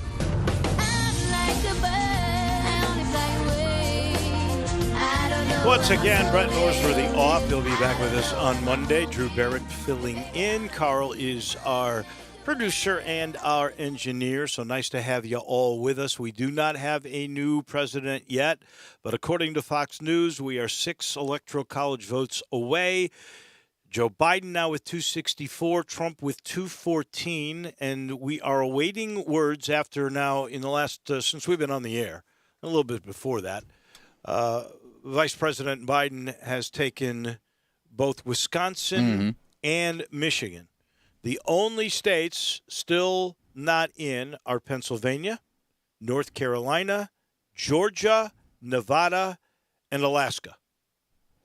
And basically, out of all of those, let's just be honest, if Biden's already got 264, Trump's going to have to win every single state at this point, unless, I guess, he loses Alaska, because I don't think Alaska is that big of a Alaska's 3 votes. I'll give you the votes. Yeah. The votes are in Pennsylvania 20, North Carolina 15, Georgia 16, Nevada 6. So which that's all Biden needs. If Biden takes Nevada, it is over. And so that is where we stand at the moment. There are some lawsuits that the president is filing to stop the counting. We'll have to wait and see how all of that plays out. You've got, before we go to down in Orlando, I'm so used to saying go to the bubble to talk to with Keith Smith. We're not going to a bubble. We're just going to Orlando to talk NBA, but you've got some breaking news on the Tigers? I do. We talked about earlier today about the one scheduling of the non-conference game that we found out earlier today was Ole Miss. Well, this according to Jason Munz of the Commercial Appeal, we have a second game, non-conference scheduling game being announced today, as Arkansas State has revealed its non-conference schedule, and the Red Wolves will make their trip to Memphis Wednesday, December 2nd. So we only have 2 left. So we've got that we know. Mm-hmm. We've got the 3 in Sioux Falls, South Dakota. Yes. We've got at Ole Miss. We've got Auburn on a neutral. Mm-hmm. We've got Arkansas State at home. And you only get one more. So that. I don't think the Auburn game has been officially announced, but that's more than likely what's going to happen. I'm pretty sure Penny said the Auburn game was going to happen. So there is one home game left. You owe Georgia a game. You owe Georgia a game. I don't know what's going to happen with that. Obviously, the Tennessee neutral is out for this year. And you got to play one more home game. Now, so you're either playing Auburn or Georgia. That I think we can pretty well assume. We know we're playing Arkansas State at home. There's one more home game that we have to figure out, and that could be either St. Louis, it could be Murray State, it could be Central Arkansas. I'm trying to remember who else was on that list, but I would think Murray State or St. Louis is going to be one of those two. We'll have to wait and see. In the meantime, we actually wanted to chat with our friend from Yahoo Sports down in Orlando, Keith Smith. I wanted to talk to you, Keith, about the NBA draft, and we will get to that because it's a couple of weeks away or so. But now there's news today about the Players Union and the players coming together on an agreement that would send folks to training camp December the 1st. I think 3 exhibition games. And a start of the regular season on the 22nd of December, so you get the holiday season in with the NBA for all the TV partners. There's also some sort of salary agreement that maybe 18% escrow. And maybe you can clarify what that all means. Thank you, Keith. Good afternoon. Hey, guys. Good afternoon to you as well. Thanks for having me back. So let's go over this new deal. You think it's going to happen that the Players Association has put out there, go to camp on the 1st, 3 exhibition games, start the season on the 22nd? Yeah, I do. What ended up happening here over the last, let's call it about 2-3 weeks, it became clear that the NBA was really divided into 3 groups of teams and players. There were the teams that haven't played since March. They want to get back at it. They want the season to start. They're ready to go. You had a group that was about a third. You had a group of teams that was about another third that they were out pretty early in the restart. They're also, they're okay if it went a little later, but they're also ready to go. And then you had a group about the other third that they went a little deeper into the playoffs. They wanted to wait a little bit longer and push it later. But what became very clear to the players was, if you start a month later and then you push back into July and August like you did this year, you're going to have a lot of issues. You're going to lose a lot of money, somewhere between $500 million to $1 billion. And ultimately, in the end, there's just not enough guys who feel that passionately about waiting that can also financially afford to wait that long that they're going to vote this in, and we're going to see things get underway here in roughly about a month and a half or so. How big of a factor do you think with Adam Silver and the Players Association of finishing the season before the Olympics? How big of a factor is that for them? Yeah, it's pretty big. There's two components to that. And neither of them is the players being available to play in the Olympics, because the NBA would prefer that they didn't play in the Olympics. So they don't necessarily really care about that. They do not really want to go head-to-head with the Olympics on TV. That's not something they're looking to do. Nothing's going to beat the Olympics in the summertime. We know that. But that's the other big piece, is they don't want to be playing games in the summer. They realize this year, even with people at home, more than ever, people just aren't looking for NBA basketball in the summertime, like they do in the winter and in the spring, and the very beginning of the summer. Yeah, everything finals. has its season type of thing. Exactly. They were very, conscious and very important to them to get back on as normal a schedule as can be. And I think that also puts to rest any long-term schedule changes as well. That will be interesting to see. I've got the feeling they will start around Christmas. That seems to be an important part of it. The television numbers over the summer were not good. I don't know if that's because it was summer or if it was political or what went into it. We're in the middle of a pandemic, but we will end up sorting that out. Could you explain again the salaries and the 18% escrow that is involved in this deal? Sure, yeah. So what they usually do is there is an amount taken out of each payer's paycheck and held in escrow, which is kind of to cover a shortfall or a windfall on either side. If there's a shortfall, that's how the NBA owners make sure that they get roughly their 50% of the revenue. Because let's say they committed to salaries that were going to come in at 55%, they're not just going to shrug and say, oh, well, they're going to make sure they get Right. their half of the pie. So what they do is they hold money in escrow. What we saw happen this year with the current season that just completed, that got pushed up to big numbers over the final stretch of the last let's call it 3-4 months of the season. So that got pushed up into that 25-30% range. So now what the tells me with the 18%, when we had heard it, it might be 25 or 30%, and it could be that over the next 3 seasons or something like that. That tells me that the NBA owners are more convinced, they're confident that they're going to get back to a more normal number. They're certainly going to take a loss. We know that at this point, but I think they feel pretty good about we're going to get back to a good point here that we don't need to take quite that much in escrow because we feel confident that the league will rebound, which is a good sign for all basketball fans.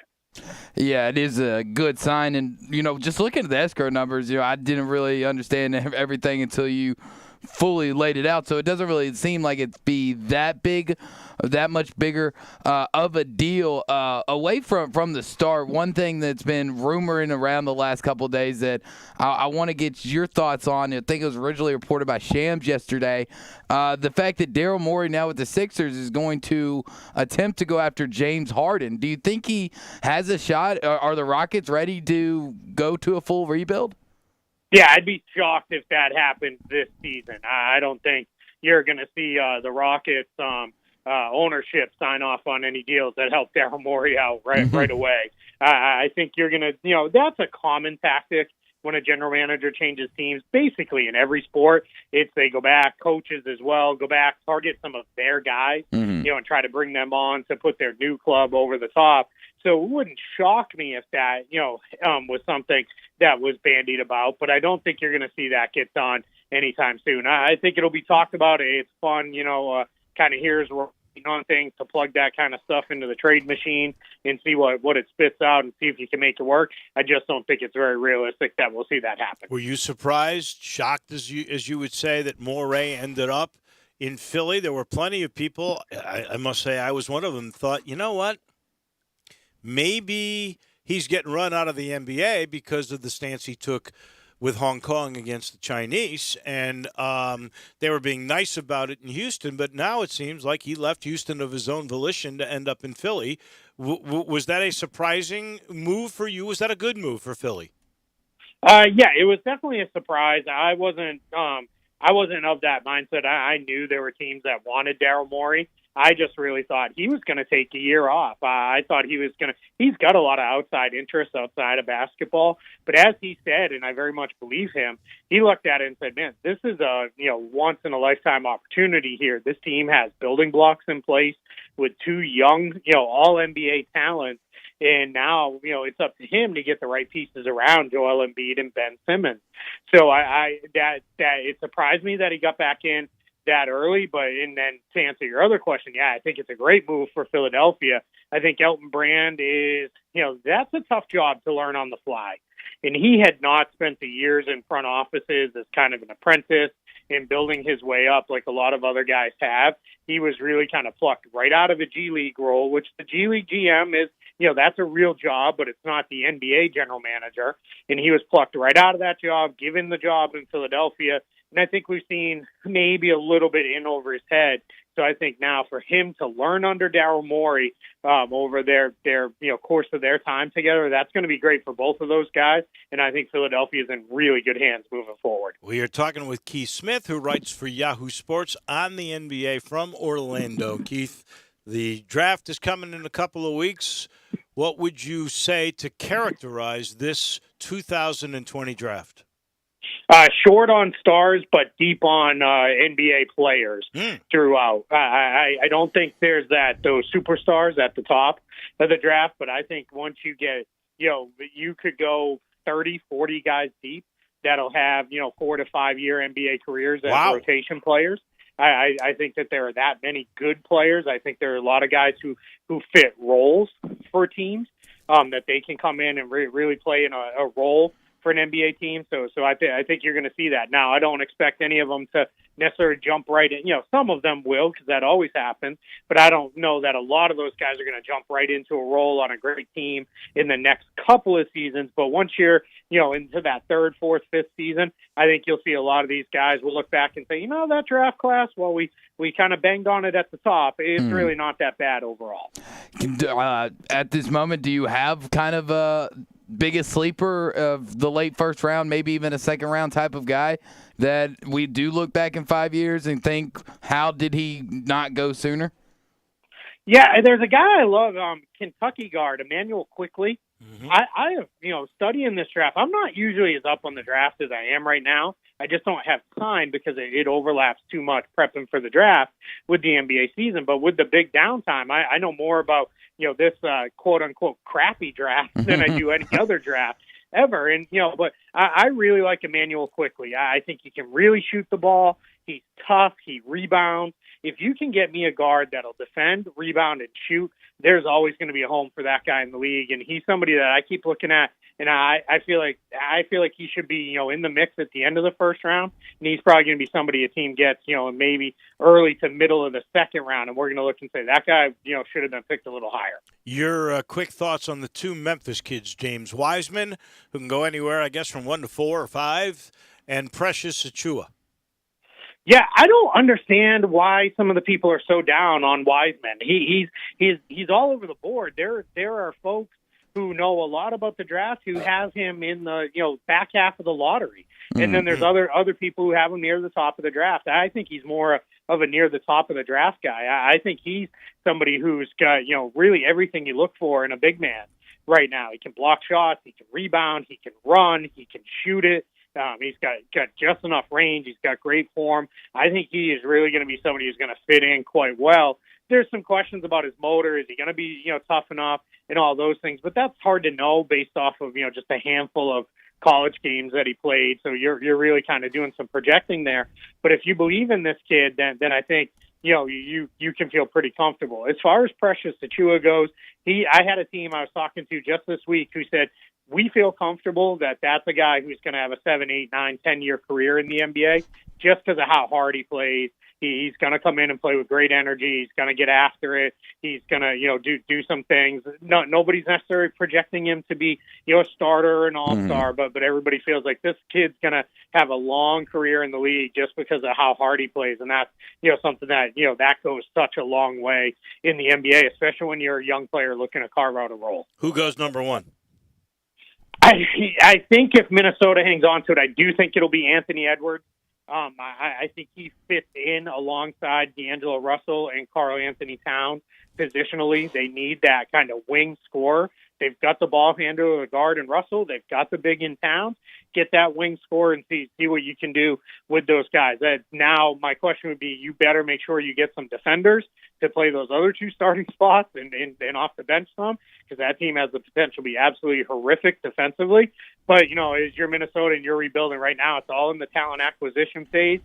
Keep piling up talent and let it sort itself out as you go. He is Keith Smith from Yahoo down in Orlando. We'll talk to you in a couple of weeks. We'll have you grade this draft when it all comes to a good end.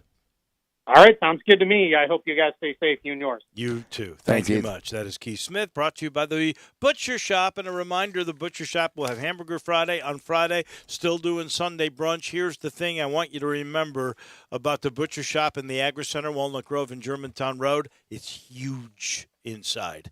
Huge. I am telling you, it's the biggest, I think, restaurant in all of Memphis. It's the biggest one I know of. You can go in there, and they got party rooms large enough for tables of 6 with 6 feet spacing between the tables. So you can actually have large groups, 20 to 40, still meet all the Shelby County Health Department guidelines.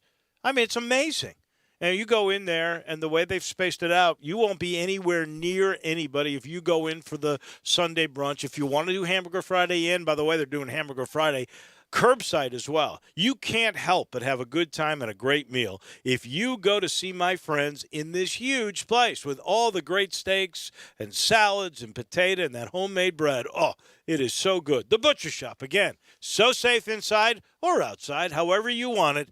That's at the Agri Center, the Butcher Shop. Back in a minute, we put a wrap on hour number 2 of Sports Time on Sports 56 on this Wednesday. Sports 56 mornings with Peter Edmiston and Anthony Sane. Weekday mornings from 7 till 10 on Sports 56, 98.5 and 96.1. Brian Elder's Roofing Solutions. Chris Price here for Brian Elder Roofing. The storms we've had over the past several months have been devastating to our communities. The rainy season is ahead. You may have not even noticed the dripping in your attic, water stains throughout your home, or even worse, mold and mildew. Please call Brian Elder Roofing and we will send out our project managers to assess any damage. We will not try to sell you a roof if all you need is a repair. We will measure your roof from outer space. 0% for 60 months, even no payments till 2022 are available with approved credit. If you've noticed missing shingles, water stains, leaks in your roof, call us before you call your insurance company at 867-0303. That's 867-0303, and we will provide a free, thorough inspection of your roof's condition. Call 867-0303. Brian Elder's Roofing Solutions.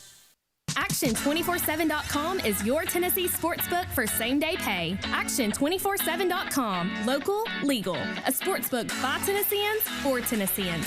Win a little or win a lot. Action247 has same-day pay. The other guys make you wait for your winnings. No more waiting with Action247 same-day pay. Visit us online at Action247.com. Local, legal. Action247. You got action. Problem gambling? Call 1-800-889-9789. Is your wife asking you to stop eating junk food? Well, we have you covered at Humdingers. It's quick and it's healthy, and most important, it tastes amazing. With many choices from salmon salad to rainbow trout and grilled asparagus. Come visit us for lunch at Humdingers, 6300 Poplar Avenue. So good, Coach Penny eats with us weekly. Don't forget, Humdingers offers full-service catering for weddings, social events, or your corporate lunches. You can call 901-260-8292 to find out more. Buy your next car or truck at Streamline Auto Smart. Your next smart decision. All credit welcome. Drive off in your new low-mileage pre-owned car or truck. From low-end cars to the most luxurious sports car. Ask about the 48-hour vehicle locator. Let Streamline Auto Smart do the looking for you. Close your deal within 1 hour. No waiting. It's quick and easy at Streamline Auto Smart. Your next smart decision. 2558 Mount Moriah. Call Streamline Auto Smart 901-235-8845. Your next smart decision. Now, more of Sports Time on Sports 56 with Wolo and Stats. This hour of Sports Time is brought to you by Homer Skelton Hyundai. Here once again are Dave Ocean and Brett Norsworthy. My world was strapped against my back. I held my hands, never knew how to act. Welcome back in as this hour is quickly going by. A reminder at the top of the hour, Mike DeCourcy, the great national basketball writer for the Sporting News, will join us. And then at 5:30, bottom of the hour, Steve Earhart will be with us. He has a special guest he is bringing with him via the phone, and that would be the mayor of the city of Memphis. That would be the Honorable Jim Strickland. We look forward to that. The Titans have made it very clear they have no time to wait for their defense to improve. So they've made some moves today. They have traded for cornerback Desmond King, waived veteran cornerback Jonathan Joseph, and told outside linebacker Vic Beasley he would be released today. I mean, honestly, you know what they're worried about, don't you? You know what they're scared of? Third down defense. You know what they're really scared of? Nick Foles and the Bears are coming to town. Oh, that's right. They do play y'all this Sunday. I don't think it's really that. I think they look at the fact that they're in last place in third down defense, and they're worried about the defensive side of the ball, which they should be. I mean, I can't remember a team in National Football League or college football that has just been so inconsistent on different downs. I mean, first down good, second down okay, third down just fall to pieces. I don't get it if it's the schemes that they're running or just the personnel not being able to get it, but that's what they're worried about, and I guess you can make it sound and look like they are afraid of Nick Foles. I'll let you have it. Well, they have to be afraid of him because I did not realize this till just now. News coming out of Chicago. Mitchell Trubisky. Oh, Stats would love this story. A.K.A. Mitchell. Mitchell Trubisky played only one snap on Sunday. I don't know if you saw it, and I thought it was a stupid, wasted moment. I did not see a snap. That's Matt Nagy. But he brings in Trubisky, and he runs him like it's a collegiate Wildcat. So he grabs the ball, and I don't even know if he play fakes. I think he just tries to go between the left guard and the left tackle. I think that's about right. Mm-hmm. Apparently he injured his shoulder, and there is some significant structural issues. It is, by the way, his throwing shoulder. Oh, not Mitchell. So if anything were to happen to Nick Foles, the Bears would probably be without Trubisky now in the same sort of situation the Cowboys find themselves in. Don't want to be in that one.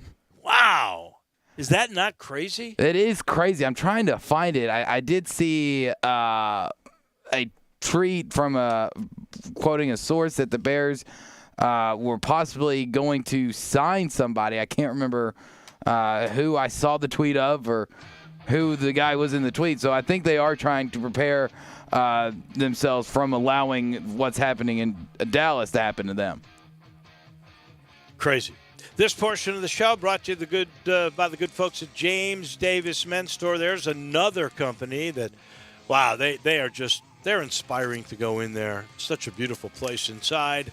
And the guys there that come to help you, they are really serious about trying to make you look as good as you can, whether that's in person, in Zoom calls, going out to dinner. You know, it's cold now. They've got specials on all of their fall clothing. And look, we're eating outside. You want sweaters. You want those little vests. You want to look good. And if you want to look good, they're the only ones that have the Stant custom shirt system. What is that? You go in 3 measurements. 15 seconds later, they send it away. You get it back a week later. The most perfect fitting shirt for me in the neck. No problem with tying ties. It fits absolutely perfect. Now they got the Stance pant system, $168. Same algorithm, 3 quick measurements, $168. It'll fit in the waist. It'll fit in your legs. It'll fit length perfectly. You won't believe it. And then, you know, it just feels so good to wear your clothes because they fit the proper way. The only place you can get that, James Davis Men's Store in the Laurelwood Shopping Center. We will head to Indy, and our good friend Mike DeCourcy from the Sporting News, College Hoops, is what we talk about in a minute on Sportstime.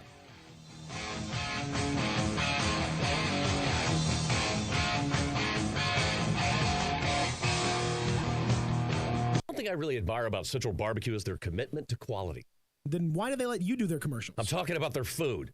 Everything is prepared with devotion to taking the time and effort to create perfect barbecue. Oh, I know. That's exactly why I was wondering why... They're not kidding with that slow-smoked Memphis-style slogan. They smoke their pork for 14 hours. Do they have to? They do if they want to be the best barbecue in Memphis, and they are. And yet they let you just throw together... There's nothing better than Central Barbecue because they care. Except apparently about their radio ads.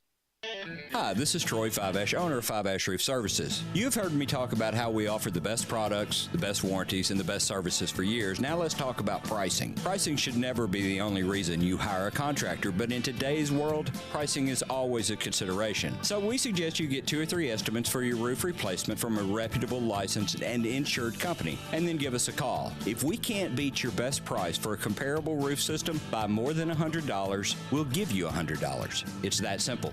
We are so sure we can offer you the best price, beating all other qualified companies. We will hand you $100 if we can't, and thank you for the opportunity. So give us a call. What's the worst thing that's going to happen? Make $100? Five-Ash Roof Services, a proud supporter of Tiger Athletics and the official roofer of the Tigers home team. Five-Ash Roof Services, fair, honest, and ethical. 367-0050 or memphisroofer.com. Five-Ash Roofing is what we do. We're here for you.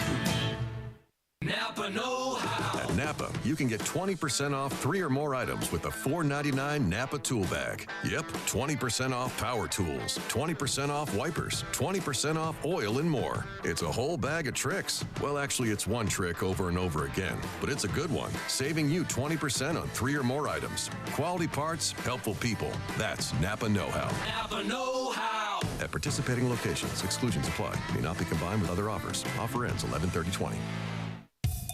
I want to do some bragging rights. Hey, I was just the other day overhearing a conversation with Big Mike, the manager of DeSoto Auto Sales. They've got people buying cars all over the country. North Carolina, South Carolina, Georgia, Alabama, Arkansas, Texas. People from all over the country buy cars at DeSoto Auto Sales in Olive Branch, Mississippi. Why? DeSoto Auto Sales has the most stringent car inspection in America. They get it right the first time. Quality and low mileage. Factory warranty on most vehicles. My favorite part is the people who work there. Big Mike, all the employees are professional, friendly, and go that extra mile. Expect as you walk in the door, you're treated like family. DeSoto Auto Sales understands your time matters. We can help you find your dream car and get all the paperwork finished in less than an hour. Come see us at DeSoto Auto Sales and be part of our family. Have a great buying experience every time. 662-890-7184. We are Sports 56 WHBQ Memphis, W253DF Memphis, and WIVG Tunica Memphis. Flynn Broadcasting Stations. Welcome back to Sportstime on Sports 56 with Wallo and Stats. This hour of Sportstime is brought to you by DeSoto Auto Sales. Here once again are Dave Woloshin and Brett Norsworthy. So you're watching the game and you see another ad for FanDuel Sportsbook and you think to yourself, is that legal here in Tennessee? You bet it is. FanDuel Sportsbook. Now legal in Tennessee. The FanDuel Sportsbook app is easy to use. They've got some of the best odds in markets you'll find anywhere and make it easy to place your bets. Once you win, they pay out the cash fast, getting you your winnings in as little as 24 hours. Best of all, you can place your first bet on FanDuel Sportsbook risk-free and get up to $1,000 back if you don't win. Seriously, there's no strings attached. Just place any bet you want. If you win, you keep the cash. If you lose, you'll get your entire bet up to $1,000 back in bonus site credit so you can take another shot at the end zone on the house. 6 games tonight in the MAC. College and pro action tomorrow night into the weekend, all the great games, and maybe the best college schedule of the year. To claim your risk-free bet, just download the FanDuel Sportsbook app and be sure to sign up with promo code CASH so they know I sent you. That's FanDuel Sportsbook, promo code CASH. Must be 21 or older and present in Tennessee. Site credit is non-withdrawable and expires 7 days after receipt. Terms apply. See sportsbook.fanduel.com for details. For problem gambling support, call 1-800-889-9789. Final hour brought to you every day by the good people down on Goodman Road at DeSoto Auto Sales, 5704 Goodman Road, 662-890-7184. Go online and check out the many happy and pleased referrals and look at all the beautiful cars at DeSotoAutoSales.com. Very proud to serve DeSoto County and the surrounding area. All the cars at DeSoto Auto Sales, test driven, checked out bumper to bumper, unlimited inventory, every make, every model. If it's not on the lot, they'll go out and find it for you. No shortcuts taken at DeSoto Auto Sales, where you're treated like family. Kind, courteous employees, laid-back atmosphere, down-home environment at DeSoto Auto Sales, and they care about your time and want you to have the ultimate car experience. You walk in within 45 minutes, test drive your car, credit approved, paperwork completed, and you're out of there in less than an hour. 45 minutes to be exact, because they know we're living in a world today that time matters. It's that simple at DeSoto Auto Sales on Goodman Road, 662-890-7184. Come on down to DeSoto County for that town and country experience at DeSoto Auto Sales. This is our final hour on this Wednesday, the day after Election Day. And just to keep you informed, so you know what's going, right before we went on the air today, Wisconsin was declared Biden's state and the electoral college votes that went with that. And then after we were on the air, Michigan also swung to Biden. So here is where the election stands. Well, it might stand a little different. According to the president on Twitter, he's just going to go ahead and claim Pennsylvania, Georgia, North Carolina and as is, because apparently those are his, and real votes don't matter. Well, that is interesting, because the election commissions have now forced the states undeclared. Really 5, because Alaska is in there as well. 264, the Electoral College vote for Biden, 214 for Trump. So now we're down to, unless the president sues or is able to declare himself the president. Which is what he's saying on Twitter. We are down to Pennsylvania's 20 votes. We are down to North Carolina's 15. Georgia's 16, Nevada's 6. Those 6 would give Biden the presidency, and then the 3 from Alaska. That is where we stand. While we don't have a president, we do still have COVID, just to keep you informed on that. Not a good day in the state of Tennessee. Almost 3,500 new cases in Shelby County. Not so bad. 124, still triple digits, 6 fatalities. We hate that. 1,300, almost 1,400 tests, 9% of positivity today. Hospitalization has stayed pretty steady. There are still plenty of acute care and ICU beds available. So that sort of gets you up to date news-wise. We are still a sports show, I promise. We love talking college basketball. We're doing it every week in this time slot with one of the great college basketball writers of this country. That is Mike DeCourcy from the Sporting News. There's an interesting story today on the college basketball front, and it comes from Wichita, where I know about a month ago, I guess, it's been a while, you wrote a story on Greg Marshall, and I think I actually chatted with you about him, Mike, and you brought up the Koch brothers, and I think it's Charles Koch, that the stadium is named after. So today, the booster group for Wichita State took out an ad in the Wichita newspaper that was totally in support of Greg Marshall. It was 14 years of exemplary service, and we love our coach, and that was basically what it all had to say. And it was signed, even Xavier McDaniel, former player, NBA player, he was a prominent signature in that group, but there was no Charles Koch in there. How does that bode for Greg Marshall? Good afternoon, Mike. Hey, Dave, how are you? We're doing well. You know, honestly, the fact that he was not placed on leave, paid leave, fine, whatever. I mean, because there was no proof. I mean, they needed to do their own investigation. You can't. Although I believe in Jeff Goodman's reporting, I still think that if you're going to make a decision about someone's future, you need to investigate it yourself and speak to Shaquille Morris yourself, as an institution or through a attorney, which I believe they had secured the services of a law firm, and so you have to verify that stuff before you make a move. But with a report like that, most schools, with most coaches, they would say, you're going to have to sit out until we figure this out. You'll still get your checks and all, and you can call your coaches and tell them what to do in practice, but you can't be there. That's what most schools would do. Greg hasn't missed a practice as far as I know. So I think that was a pretty loud statement in itself. This is obviously pretty much goes along with what my thinking was, that what he did would lead to, if proved, to the satisfaction of his employers, what he was alleged to have done would lead to dismissal at what we have 353 Division I schools. Maybe I shouldn't put a number on it, but let's say by far the vast majority, certainly enough to put you over the Electoral College. The Electoral College border. He would at least have been on leave while they investigated it, and if it were found to be true, they would move on. I have believed from the very beginning that in Greg's case, because of the way they reacted initially, by not putting him on leave, that he will be back he will remain as the Shockers coach through the course of this year and beyond. Do you believe he remains an effective coach? I was looking at his roster earlier. I know he got, and I was surprised at this. He got the Altrey Gilbert, who played all those years at Connecticut and was hurt all the time. He's on that team. Dexter Dennis is on that team. I was actually surprised to see Isaiah Bear Chandler, because I thought he was one of the guys that was in his doghouse and that was ready to transfer. He lost so many players.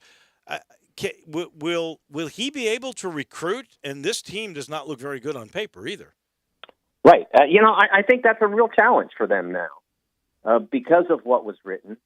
And because, and largely because it was on the record, at least a significant portion of it, and the most significant charge was on the record from the person who was alleged to have been struck. And if I remember correctly, there was one on the record verification of that, as well as a series of anonymous verifications of the incident.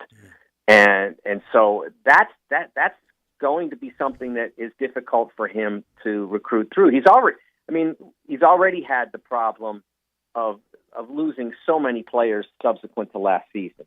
I think they lost 6 or 7 off of last year's team. Yes. And so when that's happening, it's problematic. It certainly is. It's hard to continue to succeed when you are losing talent at that rate. You can lose 1 or 2 guys, and because not every coach is for every person. Not every single coach works for every person. You have to find the fit for you, and it's okay. Like if you go to play for Frank Martin, you probably should know he's going to be in your face, so to speak. He's going to care about you. He's going to really care about whether you succeed or not. But on game day and in practice time, he's going to be hard on you. And you have to be up for that. And if you're not, that's okay, because there's somebody else out there who might not be up in your face in the same way. But Frank, has been very successful at Kansas State. He's made the Final Four at South Carolina.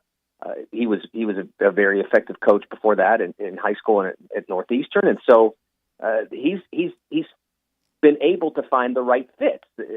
Hugs has at times. I think around 20. I remember when I moved here to Indy. So it would have been the 2013-14 season. No one that he had fit him. It just didn't work, and so they had a losing season, and he realized that he wasn't getting the guys that fit him, and so he looked for that more aggressively, more acutely over the next several years, and they've been very successful since. It's hard to not have a down year here and there at West Virginia, but they've had they've been as far as the Sweet 16. They've had some great success in the Big 12. He's done really well because he said, "Okay, I got to find guys who can handle me," and he's not as tough as he was back in the days when I was covering the Tigers, or even during the time when I was covering the Bearcats. Right. He's not quite as tough now as he was then, but he's still tougher than most. Well, I want to go along those lines because, I hear about basically the cultural differences of this generation when it comes to basketball from the last one. It's funny you were talking about finding the right guys for you or guys should know. I think it was Neil Reed, right, with Bobby Knight, and that kid loved Bobby Knight until he had to go play for Bobby Knight and put up with him for a couple of years until he got choked. So sometimes, I don't know, that is hard, but I see going after a kid you perceive to be tough and able to handle that. But with the way we now have, for lack of a better label, this AAU generation that is catered to a lot more. I mean, can you find a kid that can take that kind of stuff that Bob Huggins used to put out, that apparently Greg Marshall is putting out now? I think that, first of all, I think there are boundaries that exist now that didn't exist then. Yeah. And you have to be able to motivate a player or question his toughness or challenge him to be stronger without being humiliating, without using particular terms. I mean, you can't use the women as a pejorative. I mean, you can't do that anymore. You never should have, but it was kind of common, and 20 years ago or so, it was always wrong. But now you can't. You just can't do that. You're on a college campus. It's the wrong thing to do. And I think most of the coaches that I cover now, if they ever did, don't do that anymore. They understand. There are certain words that you can't use. I mean, we saw the problems that developed for Patrick Chambers at Penn State when he used a phrase that he wasn't necessarily using it in the context that it would ordinarily be offensive, but it bothered the young man with whom he used it, and it was a mistake, and that led to an examination of his program, and they decided they said, they didn't say specifically, but they did say there were things beyond that were problematic to them, and he resigned a couple of weeks ago. And so you just have to be wise about how you are tough. And look, there are tough coaches all over the place. I mean, Tom Izzo is beloved by nearly all of his players, and he's as tough as they come on his guys. But Hugs was the same way when I covered the Bearcats. He was very widely scorned for how he coached, but I knew from having been around him for the time that I was in Memphis, around him a little, and then of course daily when I was in Cincinnati for 4 years.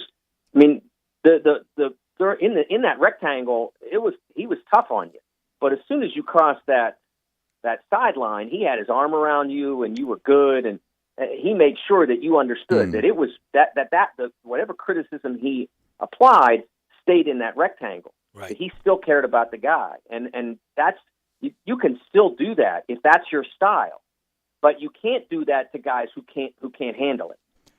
You're right, Mike. Certain guys, they just can't take it. If you can't take playing for Bobby Huggins, then there's a Josh Pastner out there who just constantly tell you how much he loves you and wants you to rebound the ball every now and then, like he did for Tarek Black one time, that just absolutely drove me crazy when he was mic'd up for a game. But going forward this crazy season, only 7 non-conference games, 20 conference games for a lot of teams. When are we going to start getting these conference schedules out? Boy, it's surprising to me that we're going this deep. I mean, literally, we are 3 weeks away from the scheduled start of the season, and it's been interesting. Some of the mid-major conferences, and I think they're being very wise about their approach, are taking to these 2-for schedules. And so basically, what you do, and I can't remember which particular. I think the Horizon League came out with a schedule like this today, if I remember correctly. So if you are Youngstown State, you're going to go to Northern Kentucky, say, and you're going to play Friday and Saturday or Saturday and Sunday, depending on exactly how they rig theirs up. And then, so you're not going to get Northern Kentucky is not coming to you, but somebody like Detroit will come to you, and you'll play them at home Friday and Saturday. So that's how a lot of leagues like that are doing their league schedules. I think it's very smart. Cuts down on travel. Is it ultimately the perfect fair deal? Probably not, because you're going to get some tougher home games and some tough, all that stuff. But it's the right way to go for that level of league. What about in the American? Because I hear that. I hear several different scenarios. I know nothing that is set in concrete, but I hear travel partners And Laird Veach, the athletic director, kind of poo-pooed that the other day, so I don't think that'll happen. But that was going to be, let's say you went to Wichita State, you would play there on a Thursday, and on Saturday you would play Tulsa. Then you'd come home. And those would don't know why they don't want to do that. I don't either. I think that it's makes ideal. a lot of sense. But I don't like that the Horizon League idea, because I don't want to be the one that has to go to Cincinnati and play 2 games there and not get them back at home. Or you got to go to Houston or Wichita State when they're good. I mean, that's a tough place to play. But, Dave, it's not the right thing for the American. It's the right thing for a league that wants to get in good competition, get their guys an experience. But at the end of the day, they're getting one team in the tournament. And that team is going to come out of whatever postseason structure they're able to put together, whether that's we take the best 2 teams, we take the best 4 teams, or whether they have a normal tournament. I don't know exactly what they're going to do. But it's different for them. You can't do it in the American because it really would skew everything. I think the travel partner idea is a good one, and I don't know why. I especially in this circumstance, if you can knock off 2 good road games in one trip, I think that's really ideal. The less time that you're traveling, the better off you are. And which isn't to say that you can't, you can't travel some, but the fewer trips you make, the better off you are. I mean, for football teams right now, they're going to make 5 trips, 4 trips, depending on what league they're in. If you're a basketball team, you're going to make 10 trips. Yeah. Don't know that that's a great idea. Yeah, no, I agree. I agree. And kind of off of that, do you think that universities should really, and conferences, if we're going to play this many conference games, should kind of look at the travel plans that D2 programs and lower programs do in high schools, where you travel with your men and women? That way it cuts down on the amount of exposure around the country that your programs are getting, and actually have the women either play first or the night before or the night after type of thing, and we all travel as one. I would say no, because that would make your party larger and cause more contact in between, in amongst them. So I would say no. I think one of the beauties of the basketball team as a travel body is, for a lot of teams, they at the level we're talking about, they're going to charter anyway, and so they don't have to have a lot of other people on the plane. And so I think that works out fine. But again, the less time you spend on that plane, and ideally going somewhere and playing 2 games, I think would be really smart. But one of the interesting things that you're seeing out there now, I don't know what the Tigers, what the University of Memphis's plan is relative to their academic calendar, but most of the schools up here that have students on campus they started a little bit earlier in August than they ordinarily would. They did not break for the fall break. They had no fall break, and they're going right on through to Thanksgiving, and then that's it. Like, you go home for Thanksgiving, and it's like, see you later. We may not bring you back until February. In the case of Notre Dame, I have a friend that his daughter goes there as a freshman there, and they're not coming back on campus until February. And that creates an ideal window for basketball to be contested, because less people on campus, less chance of contact with those people, a chance to get in the gym. It's just you guys and you ladies for the women's teams, and you can play your games. The Big East is taking advantage of this. Ordinarily, they might play two games in league. If they going to 20, they may play 2 games in league in December. They are playing 4 or 5. Each team is playing 4 or 5. They're trying to get as many games in this window we're talking about as they possibly can. They're the only ones of the high major leagues up to the AAC, the only ones I've seen that have put out any sort of league schedule to this point. I think either the end of this week or very early next week is when the American will put theirs out. At least that, I think, is their big hope. The other thing about the women and the men traveling together, and this is actually, it sounds stupid, but it's truly a problem. If the women play at noon and the men play at 7, what are you going to do with the women for all those hours? You think that women's coach is going to be really happy to sit around and wait for the guys to play? I mean, it was a thought. No. I've heard that being tossed around, but there are really a lot of issues with it. Before we let you go, I want to reminisce for just a second and get your your memory of Billy Tubbs. I mean, here was a guy who won 333 games at Oklahoma in 31 years as a head coach. I think 4 schools, 641 wins, 12 NCAA tournament appearances. What are your favorite memories of Billy Tubbs, Mike DeCourcy? Well, I mean, he was such a funny guy. He was. I remember one time, and I wasn't there, but he was asked about, they played a very, very fast-paced game. I mean, back then they were scoring 90 all the time. And somebody asked him about whether they would be effective with people that they had, maybe slowing it down a little bit. And he said, "My name isn't Billy Tubbs Amino." And for Raleigh Massimino, right. You remember the 85 game where they only took 10 shots in the second half. Of course, they made 9. But he said that. And one of the really nice memories I have, the very first Final Four I covered was in 1988, and that was the year they played in the national championship game, a fabulous game against Kansas that the Jayhawks won, and that was over Easter. So I didn't have any way to get to a church or whatever, so they had this non-denominational service in the hotel, and I don't think the team stayed. I don't think Oklahoma's team stayed in the media hotel, but I guess he was coming over for press conferences. Back then, they didn't have the press conferences at the arena; they had them at the media hotel. They took care of us in those days, and so they had this non-denominational service, and so I went to Easter Sunday service with Billy Tubbs, and it was it's a really nice memory. There were a few other people, and the person who gave the I guess it was more a lecture than it was a sermon, but it was kind of a little bit of both, was Jerry Lucas, one of the all-time greats in the history of the game. Yeah. He is a memory expert. Right.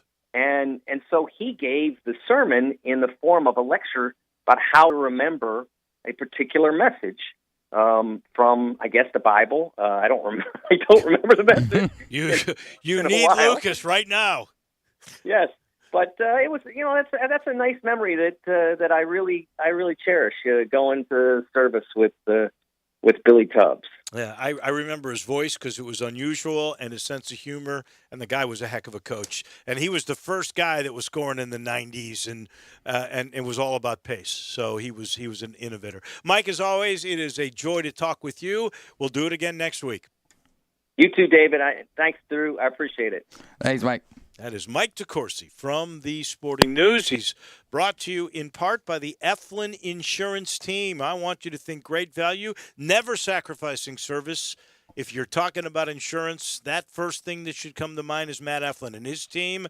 With access to 10 leading companies, they find the right home and the right auto program that fits your needs and your budget. And he finds out because he'll sit you down, he'll ask you about your family, he'll get all the little details he needs, and then he picks the right company for you. If you need commercial insurance, he's got the same theory, and he is wonderful. Virtually unlimited access to programs that protect small and mid-sized business. And if we're talking life insurance, very important, he's got you covered there too, with quotes from 15 well-respected companies. Again, he finds the right company that fits you, your budget, and your total needs. All you got to do is call 901-386-GER.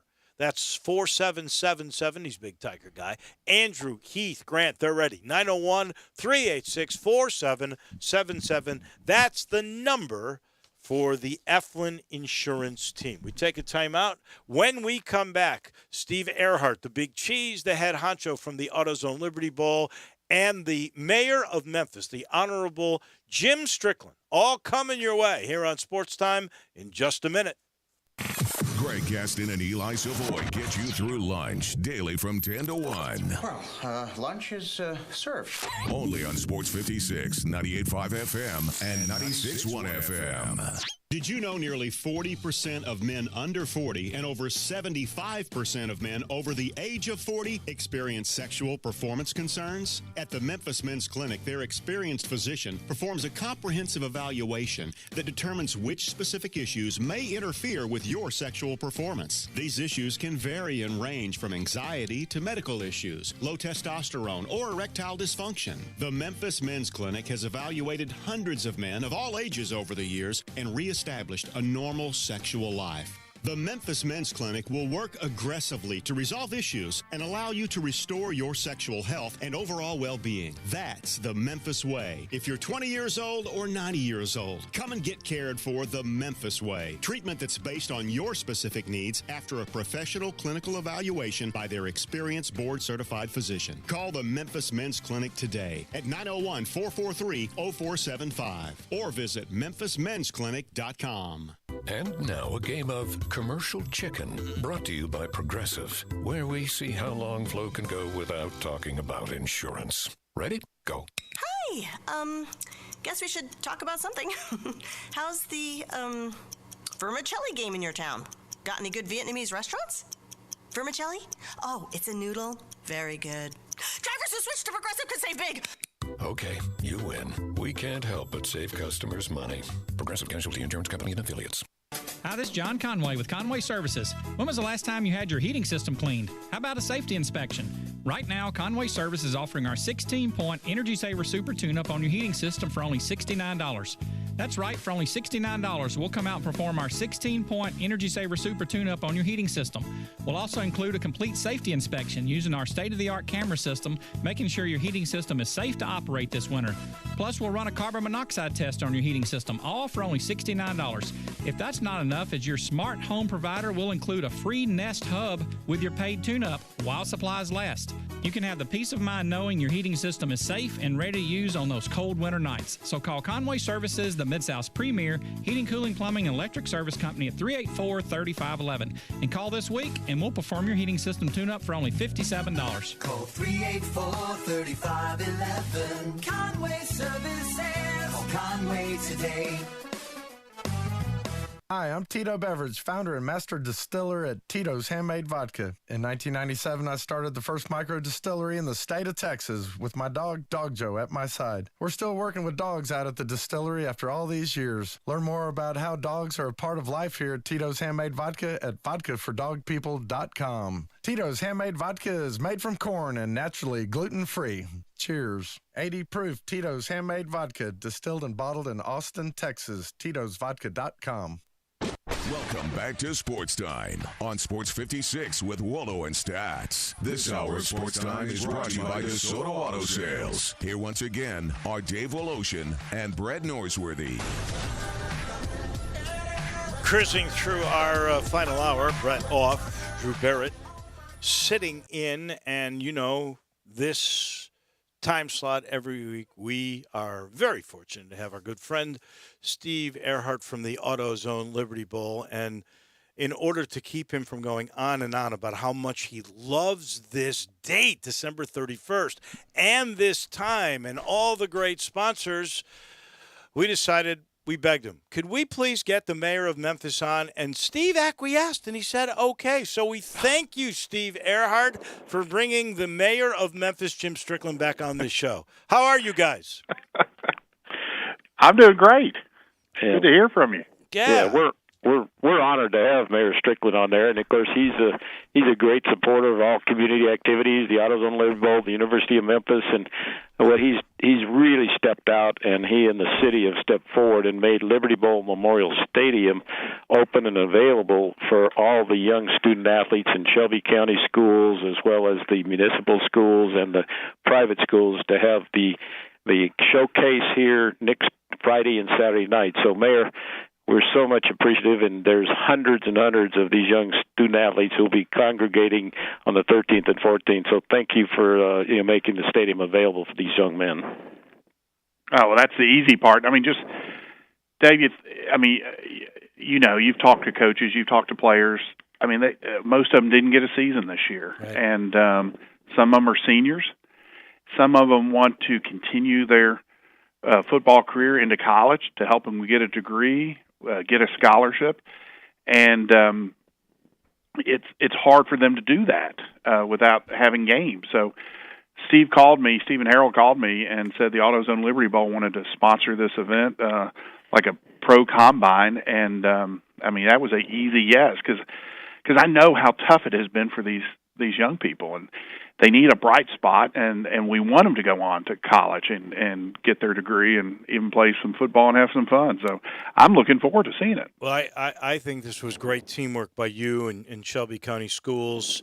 And I know there are plenty of people that are upset with Shelby County Schools for not playing. I mean, they're the only school group in the entire state now that is not playing games. Joris Ray is doing that for a heartfelt reason. He's really trying to protect the kids. That's what he believes. But they were not going to be seen, and some would lose scholarships.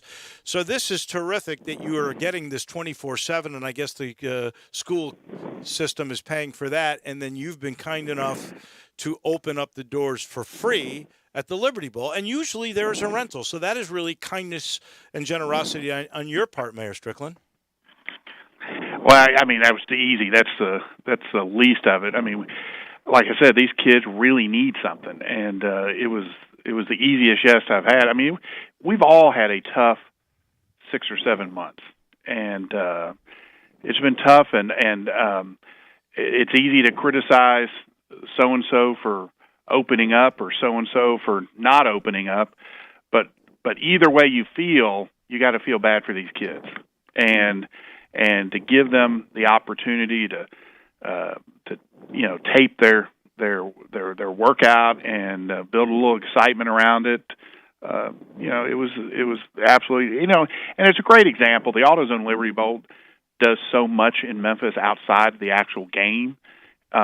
So I appreciate them bringing it to our attention. And Steve, if I could ask you this question, because we know we've run the list, and it's impressive of how many kids have gone and played in the AutoZone Liberty Bowl high school all-star game, the camp this year, but have gone on to play college ball, gotten scholarships. How many will now, do you think, get the opportunity to be seen and still get offered? Well, and that's what we're trying to do, as the mayor said. We've always tried to give a showcase opportunity for Memphis area kids. And when we started this AutoZone Liberty Bowl High School All-Star Game, and Dave, I think you were on the regional committee 19 years ago, there were about 10 or 12 Memphis area kids that were getting scholarships to go to college. And the last 3 years, when we invite college coaches to come here, had our All-Star Game, we've averaged over 50 young men each year get scholarships to go on to college, which is huge. And it always happens, and since the mayor's a Christian Brothers alum, I'll throw in the Anthony Miller story. When Anthony, nobody was giving him even a shot. They wouldn't even give him a walk-on. And then he played in our game. We called the University of Memphis, said, hey, this kid, he may be small, but he's catching everything in sight, and he's working harder than anybody else, and he's tough. And so now he's playing on Sundays for the Chicago Bears. So sometimes it's that kid that doesn't get much recognition. And so this year, as the mayor said, with 35 Shelby County schools that didn't have a chance to play, and I do want to give a shout-out to Shelby County schools. They've been terrific here in putting this all together. Rod Richmond and India Weaver, who's the athletics director, and Rod is the executive there. They've done a terrific job. They're bringing in Reigning Champs Experiences, which is the company out of Chicago that does the Rivals combines and camps around the country. And they'll be setting up with all their personnel as well as all their cameras and all their equipment. And each young man that shows up here on either Friday night the 13th or Saturday the 14th will get his own video that he'll be able to take with him and then be able to send that off and get that in coach's hands. And sometimes it's a smaller college. It might be a Central Arkansas that gives a chance to a young man from Memphis, but he'll get his height and weight and his vertical jumps, his broad jumps, the 40-yard dash, the shuttles, and some of the skill that you see, and we're patterning this out after what the NFL Combine up in Indianapolis, and that's why having it at Liberty Bowl Memorial Stadium, courtesy of the mayor and the city of Memphis, is so important because it'll be a big-time setting, and, we're expecting about 500 young student athletes to get a chance to get their own video here. And so it's a terrific opportunity, and hopefully we can still get 50-plus young student athletes from the Memphis area to get on to college. And many of these kids would not have had a chance but for this event. Steve, how many coaches are y'all expecting to show up at this event? I know it's during a D1 dead period, but for Division II NAIA JUCO schools, are you expecting a large turnout? Well, and that's, as the mayor said, there's so many challenges this year. So who can travel and, who's available. We're working on that, but I don't have a good handle on that at this point because but the key is having a young man have some video. Now, the kids that are getting a chance to play, they're getting some film on them, and that helps them out. But these kids that have not had a chance to get any film, they'll have a video and they'll have an accurate time and accurate weight and height, because that's what these college coaches look for. Said, can I be sure that Jim Strickland can really run a 4.540 when he sends in his notice and says, hey, he's a 4.540 man, but is he really? But if we got him on video with professional folks doing that, or can Dave Voloshin actually jump 8 feet?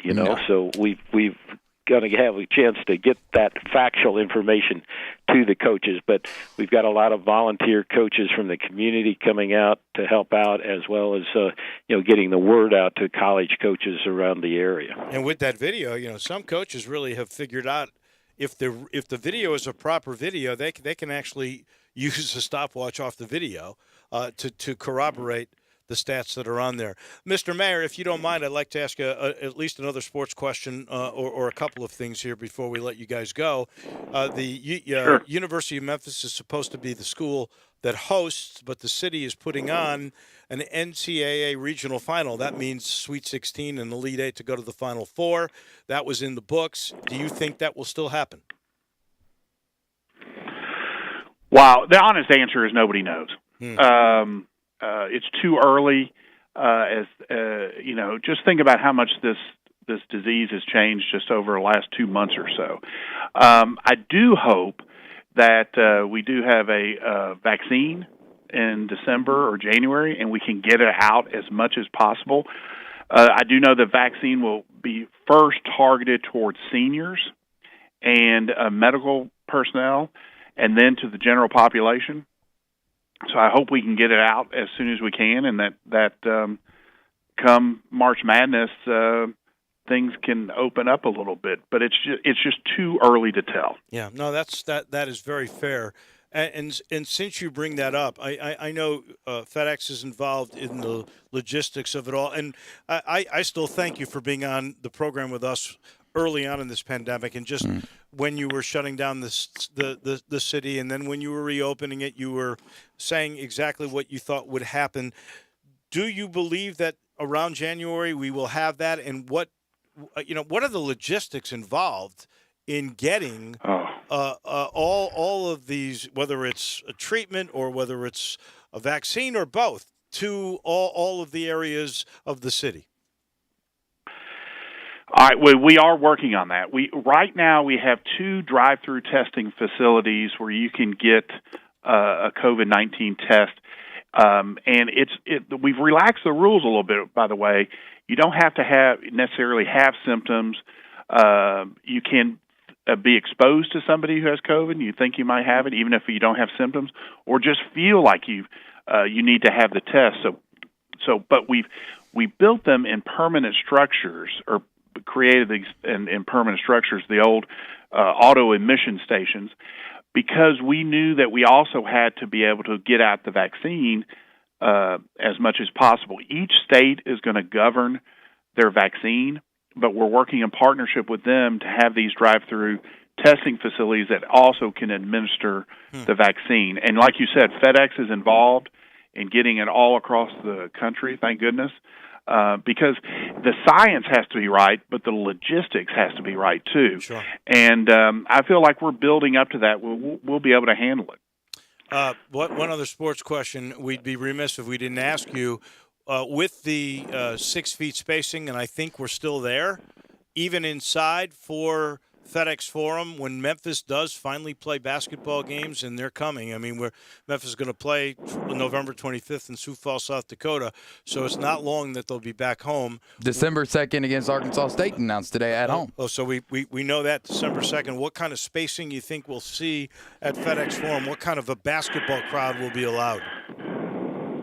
I don't know, but let me clarify something. You were right at the beginning of the pandemic. As city mayor, I was making the decisions what to close down and when. Yeah. But it was around May or June where the governor basically transferred that authority to county health departments. So since June or July, the county health departments had that sole authority. The university is working with the health department on those issues. I know for certain because I've been in some of the meetings. But as far as I know, a hard decision has not been made yet, in part because they want to see how the disease goes. And we're heading in the wrong direction the last month or so. Yeah. But football has worked pretty well. There are still some people who refuse to wear masks, and they've been asked to leave. But for the most part, I think football has worked well. No question. Well, Dave, before you get any further off track here, off the subject matter here, I do want to send out the message to a lot of your listeners. We get some calls from parents as well as young men themselves. How do they go about getting registered for the showcase on the 13th and 14th? And I want to remind all the listeners here that the deadline is this Friday, November 6th, to be able to sign up. And the way to do that is to get your young student athlete to talk to the head football coach at each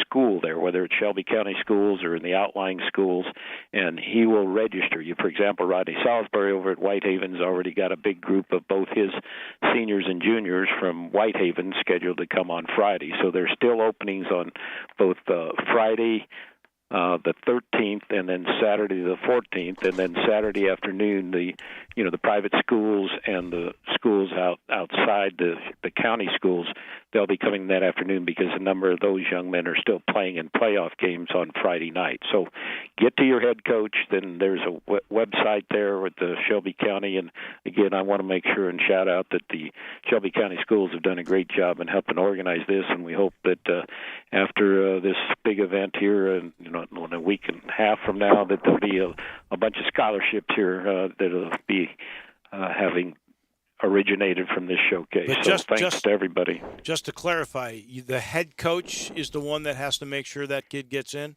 Yeah, because and it's going to be all the safety protocols, and again, with the courtesy of the city of Memphis and Mayor Strickland, being able to utilize the stadium. So there's going to be very strict health protocols. People are going to be checking in only through the north tunnel. There'll be some media, but the public can't really come and watch. But we'll have some television coverage, and I know Grind City Media is going to be covering it. There'll be some streaming of the event, but really you can't just show up and sit in the stands and watch.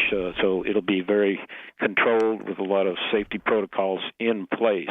But so we want the head coach to bring his players. Like, for example, Coach Salisbury, he's got a time that he'll bring his. I think he's got 10 or 12 young men coming from Whitehaven. So they'll come and go through their paces, get their videos, and then we'll have it spaced out. The next group comes in. Okay, perfect. Yeah. Congratulations on getting that done. Mayor Strickland, thank you for coming on with us today and for your generosity of offering the Liberty Bowl for this combine. Always appreciate the great work you do. Steve, last thing, congratulations. You got your date. I didn't have a chance to chat with you about it, but we'll do that next week, I promise. Great. Thank you. And thank you, Mr. Mayor. Thank y'all both. Thank Bye. you. Thank you. That is Jim Strickland and Steve Arrett, Big Cheese, head honcho of the Liberty Bowl, and, of course, the Honorable Mayor Strickland, the Big Cheese, the head honcho of the city of Memphis. They're brought to you in part by the Memphis Tourism and Sports Council, still working hard. We're going to get that Hall of Fame built in AutoZone Park soon. Kevin Kane, Malvin Gibson, J.J. Greer, they're working hard on that, just like they do every year to bring people for sporting events like the triathlon we didn't get to have, or the marathon St. Jude puts on, or even the 901 FC games or the Redbirds. They're all a part of that to bring tourism money into Memphis and Shelby County. It is always a great partnership, and they are great sponsors of this program. They bring you, actually, Mike DeCourcy and Steve Earhart every week. This portion of the show is also brought to you by Conway. Conway Services, heating, cooling, plumbing, electric, and the tune-up. And I want to remind you, they are very serious about the tune-up for winter with your heating system. They will give you a safety check on top of the tune-up for no charge at all, which includes a carbon monoxide test. Boy, that makes you feel a lot easier going to sleep at night, not having to worry about, is there something wrong? Could there be gas leaking in my system? It won't if you get it checked out, and they'll make you efficient because they'll tune you up. That's their famous 16-point Energy Saver Super Tune-Up, where they go in, they remove a filter, they tune the 16 pieces up, then they go outside, and they will get that outside unit spick and span. Then they come back, and they will check that system for safety with a carbon monoxide test. All of that for $69. Please call 384-3511, 384-3511. Conway Services, heating, cooling, plumbing, and electric. Back in a minute. We've got Crunch Time coming your way. Broadcasting from the Family Leisure Studio. We are Sports 56, 98.5, and 96.1. When you visit Navy Liquor at 7866 Highway 51 in Millington, you'll be treated like family by friendly, knowledgeable staff. Select are your favorite bourbon, vodka, scotch, beer, tequila, gin, and rum, as well as wines from all over the world. An amazing selection of sakis, too. Coldest beer in town. Beer kegs are available. Any beer, any wine, any liquor. You got the Navy Liquor hookup. Come see us, holiday or any other occasion. Navy Liquor, corner of Highway 51 and Navy Road in Millington. Cold and flu season's here. It's time to make sure your family's stocked up on the products you'll need if somebody gets sick. Pick up the new Vicks DayQuil and NyQuil Severe, honey, cold, and flu medicines during your next grocery trip.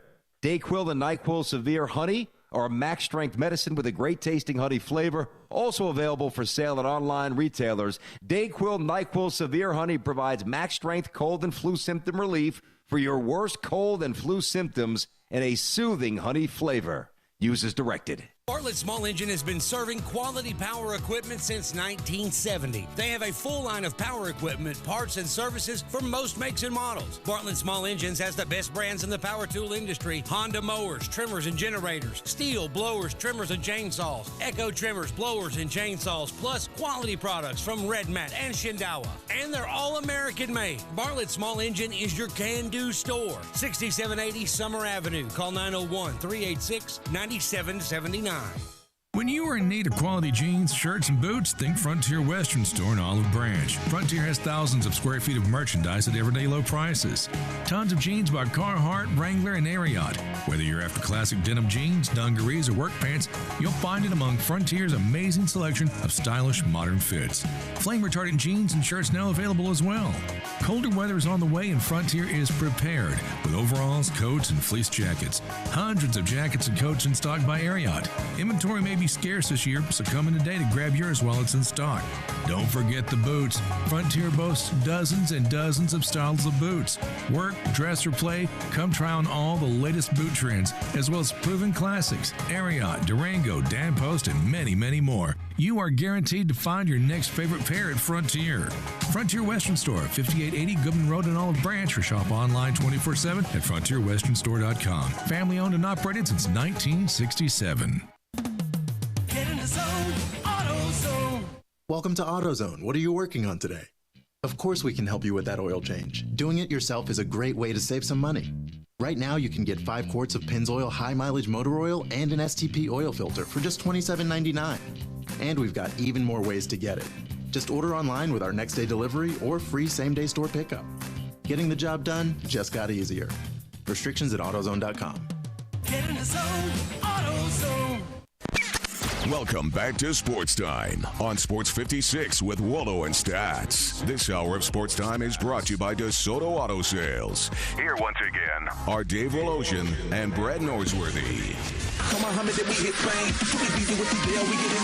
Final portion of our show. It's brought to you by Homer Skelton Hyundai, and Genesis of Olive Branch, where The new cars keep coming. The 2021s have arrived. I'm going to go meet with them on Monday and see if that new 2021 Genesis SUV is here. I can tell you this, every new car, every new Hyundai, every new Genesis, they all will give you a limited lifetime powertrain warranty. Every new car, and they're throwing in a 3-year, 36,000-mile maintenance package.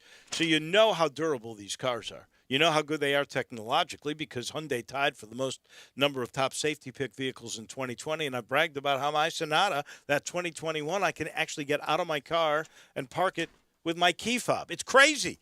They're also good, and so is the service at Homer. You got to go see to believe, please. They have set the standard for the way car business should be done. They are a group that's been together for 13 or 14 years. Get on Lamar into Mississippi, exit 1 Craft Road. Go see what I'm talking about. You'll fall in love with Homer Skelton Hyundai and Genesis of Olive Branch. It is crunch time.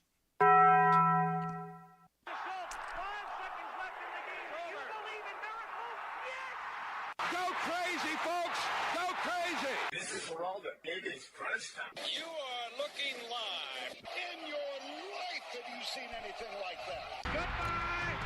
Hello, Haskins. Boop. What's happening, big dog? How you doing? It's obviously crunch time. Hammer, nail, coffin. This baby is over. On 1, on 2, on 3. Hey.